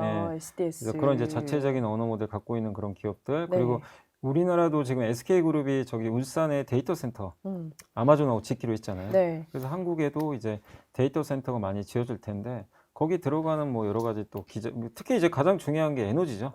그쵸. 그래서 뭐 변압계사라든가 전선에 되게 많아요. 뭐 그리고 우리나라는 일단 민주당은 신재생 에너지예요. 우선순위가. 네. 그럼 이제 저는 뭐 태양광 풍력도 괜찮을 것 같고 한국 쪽 비중이 높은 기업이라면. 그렇네요. 네, 그러니까 이게 그냥 에너지를 AI랑 이제 분리하시면 절대 안 되고 그냥 같이 거기랑 가야 같이 되겠네요. 가야 돼요. 어. 그래서 그렇게 한국은 좀 보시면 좋겠고 그다음에 이제 미국 같은 경우는 워낙 뭐 AI가 좀 많은데 네. 제가 봤을 때는 아까 이제 저는 미국 쪽에서 만약에 AI를 본다면 네. 결국엔 데이터 센터 아까 말씀드린 그 데이터 센터 밸류체인 중에 네. 좀 상대적으로 좀 뭐 못 올랐거나 네. 그런 게 있으면 한번 보시면 좋겠어요. 그래서 아까 말씀드린 버티브도 괜찮고 네. 그다음 요즘에 좀 주목받는 기업 중에 하나가 코어이브라고. 그니까요. 예, 많이 요 기업도 얘기하시더라고요. 이게 클라우드 좀 업체잖아요. 원래 암호화폐 채굴 하다가 예. 근데 이 회사가 이제 AI 네. 이제 훈련하기 위한 클라우드나 뭐 이런 거 GPU 이제 클라우드 서비스 하면서 요즘에 어쨌든 이제 엔비디아 그걸 공급을 좀 네, 해주고 네. 있잖아요. 그래서 앞으로 저는 결국 데이터 센터랑 또 같이 갈 수 있는 기업으로 좀 보고 있거든요. 그래서 좀 괜찮게 보고 있고 또 한 가지가 그 이 제네라 홀딩스라는 기업이 있어요. 아마 생소하실 텐데 이게 뭐냐면 그 미국 같은데 네. 전기를 집에서요 발전기로 만드는 경우 디젤 발전기 있어요. 아. 이걸 뭐 이렇게 딱 당겨가지고 하는 네. 이제 발전기 같은 되게 건데 생소롭긴 생소하시죠? 하죠. 우리나라에서는 네. 아마 잘 안 보일 막 거예요. 옛날에 있었을 네. 것 같은 느낌. 근데 미국은 주택이 많으니까. 그렇네요. 네, 그래서 디젤 넣어가지고 네, 네. 경유 넣어서 이거를 돌려요. 그래서 이제 전기가 나와요. 음. 근데 데이터 센터 전기 전력 공급이 너무 부족해요. 근데 이거를 이 데이터 센터용으로 공급을 네. 또 한다고 하더라고요. 그래서 충분히 예, 그럴 수는 그럼 있겠네요. 사업이 확장되는 네, 거죠. 네. 그러니까 이게 본업이 아니더라도 이쪽에서 또 마진을 네. 또 챙길 수가 있으니까. 그러니까 그러네요. 결국 미국 내에서도 찾아보시면 워낙 많죠. 미국은 진짜 많은데 미국 내에서 그 AI 데이터 센터랑 연계된 게 뭐가 있나. 우리가 잘 아는 이제 팔란티어만 보진 마시고 네. 너무 올랐으니까. 그게 사실 한국인은 무조건 또 맞아요. 그런 게. 팔란티어가요. 물론 뭐 네. 팔란티어도 좋긴 하지만 사실 PER이 이제 300배가 넘어가니까 그쵸. 좀 만만치는 않은데. 맞아요. 네, 그래서 한번 이제 그런 좀 약간 좀 우리가 잘 알지 네. 못하는 쪽에서도 한번 지금 중국 쪽은 어때요? 중국은 근데 사실 뭐 알리바바도 있고 중국은 그러니까 나름대로 약간 예. 도전이 안 되는 부분이기는 한데. 네. 근데 중국도 이렇게 뭐 다물한 얘기들도 많이 나오더라고요. 그러니까요. 요즘에는. 의견이 분분한 것 같은데. 근데 투자하기가 좀 쉽진 않아서. 그리고 마음 먹기 쉽지 마음 않은 먹기. 것 같아요. 그래서 그건 한번 뭐 중국을 네. 하지 말자는 아닌데 그래서 저는 뭐 미국이 더 낫지 않을까 이렇게 생각합니다. 그러면 마지막으로 이제 AI 주식을 안 사본 분들도 있을 거예요. 준비를 하고 계신 분들이 있는데 AI 주식을 사려면 이거는 무조건 체크해라. 이런 거 혹시 있으세요? 이건 지표다. 이런 거. 제일 중요한 게 이거는 꼭 AI만의 문제가 아니에요. 어떤 투자를 하시든 간에 무조건 수요가 누가 봐도 명백하게 증가해야 하는 산업이어야 돼요. 대표님 AI 의심 안 하죠? 네. 비만 치료제 의심 안 합니다. 그렇죠. 뭐 주변에도 제가 이제 위고비 맞으신 분들한테 물어봤는데 좋대요. 아니 그 살이 일단 빠지니까. 일단 신뢰를 하더라고요. 네. 근데 이제 마흔자로도 들어오니까. 아, 그렇죠. 근데 그럼 비만 치료제 시장 자체는 의심할 필요 없어요. 근데 요즘에 비만 치료제 기업들 주가가 급락을 해요. 그니까요. 이유가 경쟁 때문이에요. 이제 많아진 거군요. 네, 경쟁에서 누가 이길지 몰라요. 네, 그러니까 네. 똑같아요. AI 기업 선택할 때 AI 좋은 건 다 아는데 거기서 1등 기업이라고 방심해서도 안 되고 누군가 경쟁자가 갑자기 들어와요. 치고 가면 그 슈퍼 마이크로 컴퓨터 정말 뜨거웠잖아요. 그쵸. 옛날에 엔비디아 서버 네, 만들어서. 네, 서버. 지금 요새 주가 완전히 폭락해 있습니다. 왜 그러냐면 델과 HP가 들어왔어요. 경쟁으로. 서버 조립하는. 그래서 점유율을 많이 뺏겨버렸어요. 점점 뺏겨요. 그렇네요. 그래서 저번에 실적 발표하고 완전히 폭락하더라고요. 그 얘기를 이제 하더라고요. 그러니까 투자하실 때 주의하실 건 AI 지금 1등 한다 뭐 이래서 이걸 무조건 그냥 앞으로도 그러겠지가 아니라 경쟁자를 잘 체크하셔야 돼요. 여기 못 들어와야 돼요. 경쟁자. 그러니까 팔란티어는 못 들어오더라고요. 경쟁이 근데 없어요. 그 수많은 게 생겨도 팔란티어는 뭐 침범을 못 하는 것 그래서 같아요. PER이 높아요. 근데 경쟁이 그러니까 테슬라도 잘 나가다가 좀 힘든 게 경쟁자들이 나오기 시작했잖아요. 그것도 전기차에서. 머스크 때문에. 그것도 있지만. 그러니까 항상 생각하실 건 무조건 수요 성장 산업에 하는 건 맞지만 이 기업의 이 성장을 막을 수 있는 경쟁자가 혹시라도 오는지 그걸 좀 주의하셔야. 그럼 마지막으로 나오셨으니까 이제 국장 코스피 5000 시대에 지금 계속 하고 있는데 얼마 전에 그렇게 잘 나가다가 이제 오늘 뭐 다시 3200선 유지하고 있기는 한데 세법 개편안이라는 어떤 정책이 조금만 나와도 이게 영향을 빨리 받더라고요. 그러니까 네. 어떤 기초 체력이 좀 더 있어야 되는 거 아니냐 이런 생각도 드는데 전망은 좀 어떻게 보세요? 근데 우리나라는 정말 이제 그동안 너무 진짜 뭐죠? 이렇게 소액주주들이 너무 시달린 시장이었어요. 너무 힘들었어요. 맞아요. 그러니까 이번에 50억에서 10억으로 되돌린다고 네. 하니까 난리가 났잖아요. 이제 아직도 왜냐면 뭐 뜨겁죠. 이번에 믿었거든요. 아, 이번 정부는 다르구나. 맞아요. 이제 진짜 5천 보내네. 그래서 늦게 들어오신 분들도 있는데, 막상 이제 정책 보니까 역행을 하기 아닌 거지. 시작하니까 그렇죠. 배신감을 많이 느꼈죠. 그러니까 워낙 우리 지금 아직도 불신도 커요. 사실 우리 한국 시장에 맞아요. 대해서. 그래서 이런 불신을 안 줘야 됩니다. 정말 우리 한국은 미국과는 다른 시장이에요. 신뢰가 우선이군요. 체력도 되게 약한 시장이니까. 그래서 그렇지만 어쨌든 저는 지금 이재명 정부의 가장 큰 그러니까 그 프랜차이즈는 저는 그거라고 좀 생각을 합니다. 코스피 5천. 코스피 5000. 그 계속 그거를 각인시켜 놨거든요. 네, 그렇죠. 근데 그걸 포기하는 순간 이 정부는 실패한 정부예요. 왜냐면 저는 그렇게 봐요. 그것 때문에 기대하는 사람들도 엄청 예, 많아졌기 예. 때문에. 근데 그거를 만약에 이런 뭐 세금 그러니까 세금 걷는 게 더 네. 중요해서 5천보다 이게 더 중요하다고 생각해서 만약에 그냥 원한 대로 가버린다, 강행한다. 그러면 이건 실패하는 겁니다. 사실상. 그래서 저는 그래서 그걸 뭐 이재명 대통령이 모를 리는 없다고 생각하기 때문에 맞아. 그쵸. 다시 되돌릴 거라고 생각해요. 아, 그래요? 예, 그리고 배당 분리과세 좀 아쉽지만 세율이 좀 올라갔잖아요. 그렇죠. 근데 어쨌든 더 낮춰줬으면 좋겠고, 그리고 배당 분리과세가 되는 순간 어쨌든 배당 소득이 이제 분리과세가 되니까 이제는 그 주식으로 부동산처럼 돈 그쵸. 벌 수가 있어요, 사실은. 근데 이게- 그 의도잖아요, 또. 네, 맞아요. 엄청난 사건이에요, 사실. 근데 진짜 그럴 수 있어요? 부동산 어떤 거? 대신에 주식으로 진짜 주식으로 그렇게 갈 수 돌 있죠. 있는 왜냐하면 거야? 부동산을 왜 하죠? 사람들이 주식보다 주식, 일단 변동성이 그쵸. 작아요. 응. 부동산에서는 서울 아파트 사서는 실패한 걸 하나도 본 없죠. 적이 없어요. 맞아요. 계속 오르죠. 근데 주식은 변동성이 너무 커요. 근데 배당이 들어가면 변동성은 줄여줄 수 있고 세금도 사실 부동산이 장기 투자하면 유리합니다. 10년 보유하면 한 주택 같은 거 80% 공제해 주잖아요. 그렇죠. 주식은 그런 게 어디 있어요? 없죠. 거기다 갑자기 대주주 10억 해버리면 그쵸. 세금 막 사실 때리고 남는 게 없어요. 그렇게 남는 게- 그리고 치면. 배당도 네. 배당 분리과세가 음. 종합소득세랑 합쳐지면 최고 49점 오를 때요. 그쵸. 너무 세요. 너무 세요. 근데 부동산은 네. 공제가 되게 많거든요. 음. 그러니까 일단 불리해요, 사실. 세금 면에서도 여러 면에서. 근데 이거를 분리과세 해주는 순간 이제 부동산보다도 더 메리트가 생길 수가 있어요. 배당을 받게 되면서. 그래서 우리나라의 자본주의 역사가 하나 또 바뀌기 시작하는 거예요. 이 배당 분리과세는 정말 큰 거예요. 근데 이제 아쉬운 게 너무 배당 분리과세 이 최고 수익률이 좀 높다 네. 보니까 갑자기 올라가가지고 높죠. 네. 그것만 좀 낮춰주면 아, 뭐 저는 코스피 5천 가는 건 문제는 진짜요? 없다. 예. 그 시점은 그게 정말 어느 중요합니다. 정도로 보세요? 많이 되돌린다는 전제 하에. 만약에 이제 그걸 되돌린다면 뭐 어쨌든 올해 안에 뭐 9월에 아마 9월이나 아니면 뭐 가을경에 아마 결론이 날 것 같은데 그렇게 되면 뭐 저는 한 2, 3년 안에는 충분히 진짜요? 예. 배당 분리과세가 정말 커요. 크네요. 생각보다 예, 더 크네요. 예, 그 장기 투자할 수가 있어요. 이거를 왜냐하면 그 이렇게 특히 대주주들 같은 경우 있잖아요. 이재용 회장이나 이런 분들이 배당 엄청 받잖아요. 그쵸. 1년에 뭐 한 1,000억 이상 받을 천억, 거예요. 예. 그 중에 절반 날라간다고 생각해 보세요. 절반 날라가면 배당을 굳이 많이 하고 싶지가 않아요. 그것도 그렇죠. 대주주가 배당을 그쵸. 하게 만들어줘야 음. 돼요. 그래야 소액주주가 같이 받아요. 같이 받으니까. 그렇죠. 네, 비율만큼 받는 음. 거지. 대주주가 하기 싫으면 소액주주도 못 받아요. 그렇죠. 배당 안 하니까. 음. 그래서 그 물꼬를 터주면 음. 이거 봐라. 그래서 이제 부동산 하시던 분들도 들어올 확률이 되게 높아요. 아, 그렇네요. 네. 안정적이니까 네, 일단은. 그래서 재테크에서 제일 중요한 것 네. 중에 하나가 저희 두 가지인데 자산 배분이고 또 하나가 세금이에요. 세금. 근데 세금 중요하죠. 네. 예. 왜냐면 최대한 아껴야 돼요. 되게 없는 돈 나가는 느낌이기 네, 때문에. 그래서 그 분리과세는 너무 중요하기 때문에 좀 저는 좀 개인적으로 네. 바라는 건 세율만 좀 낮춰달라. 아, 네, 그걸 좀 9, 바라고 있어요. 10월쯤 윤곽이 잡힐 것 같은데 네. 그때 또 다시 한번 분석을 해보도록 네. 하겠습니다. LS증권 염승환 이사 함께했습니다. 네, 고맙습니다. 감사합니다.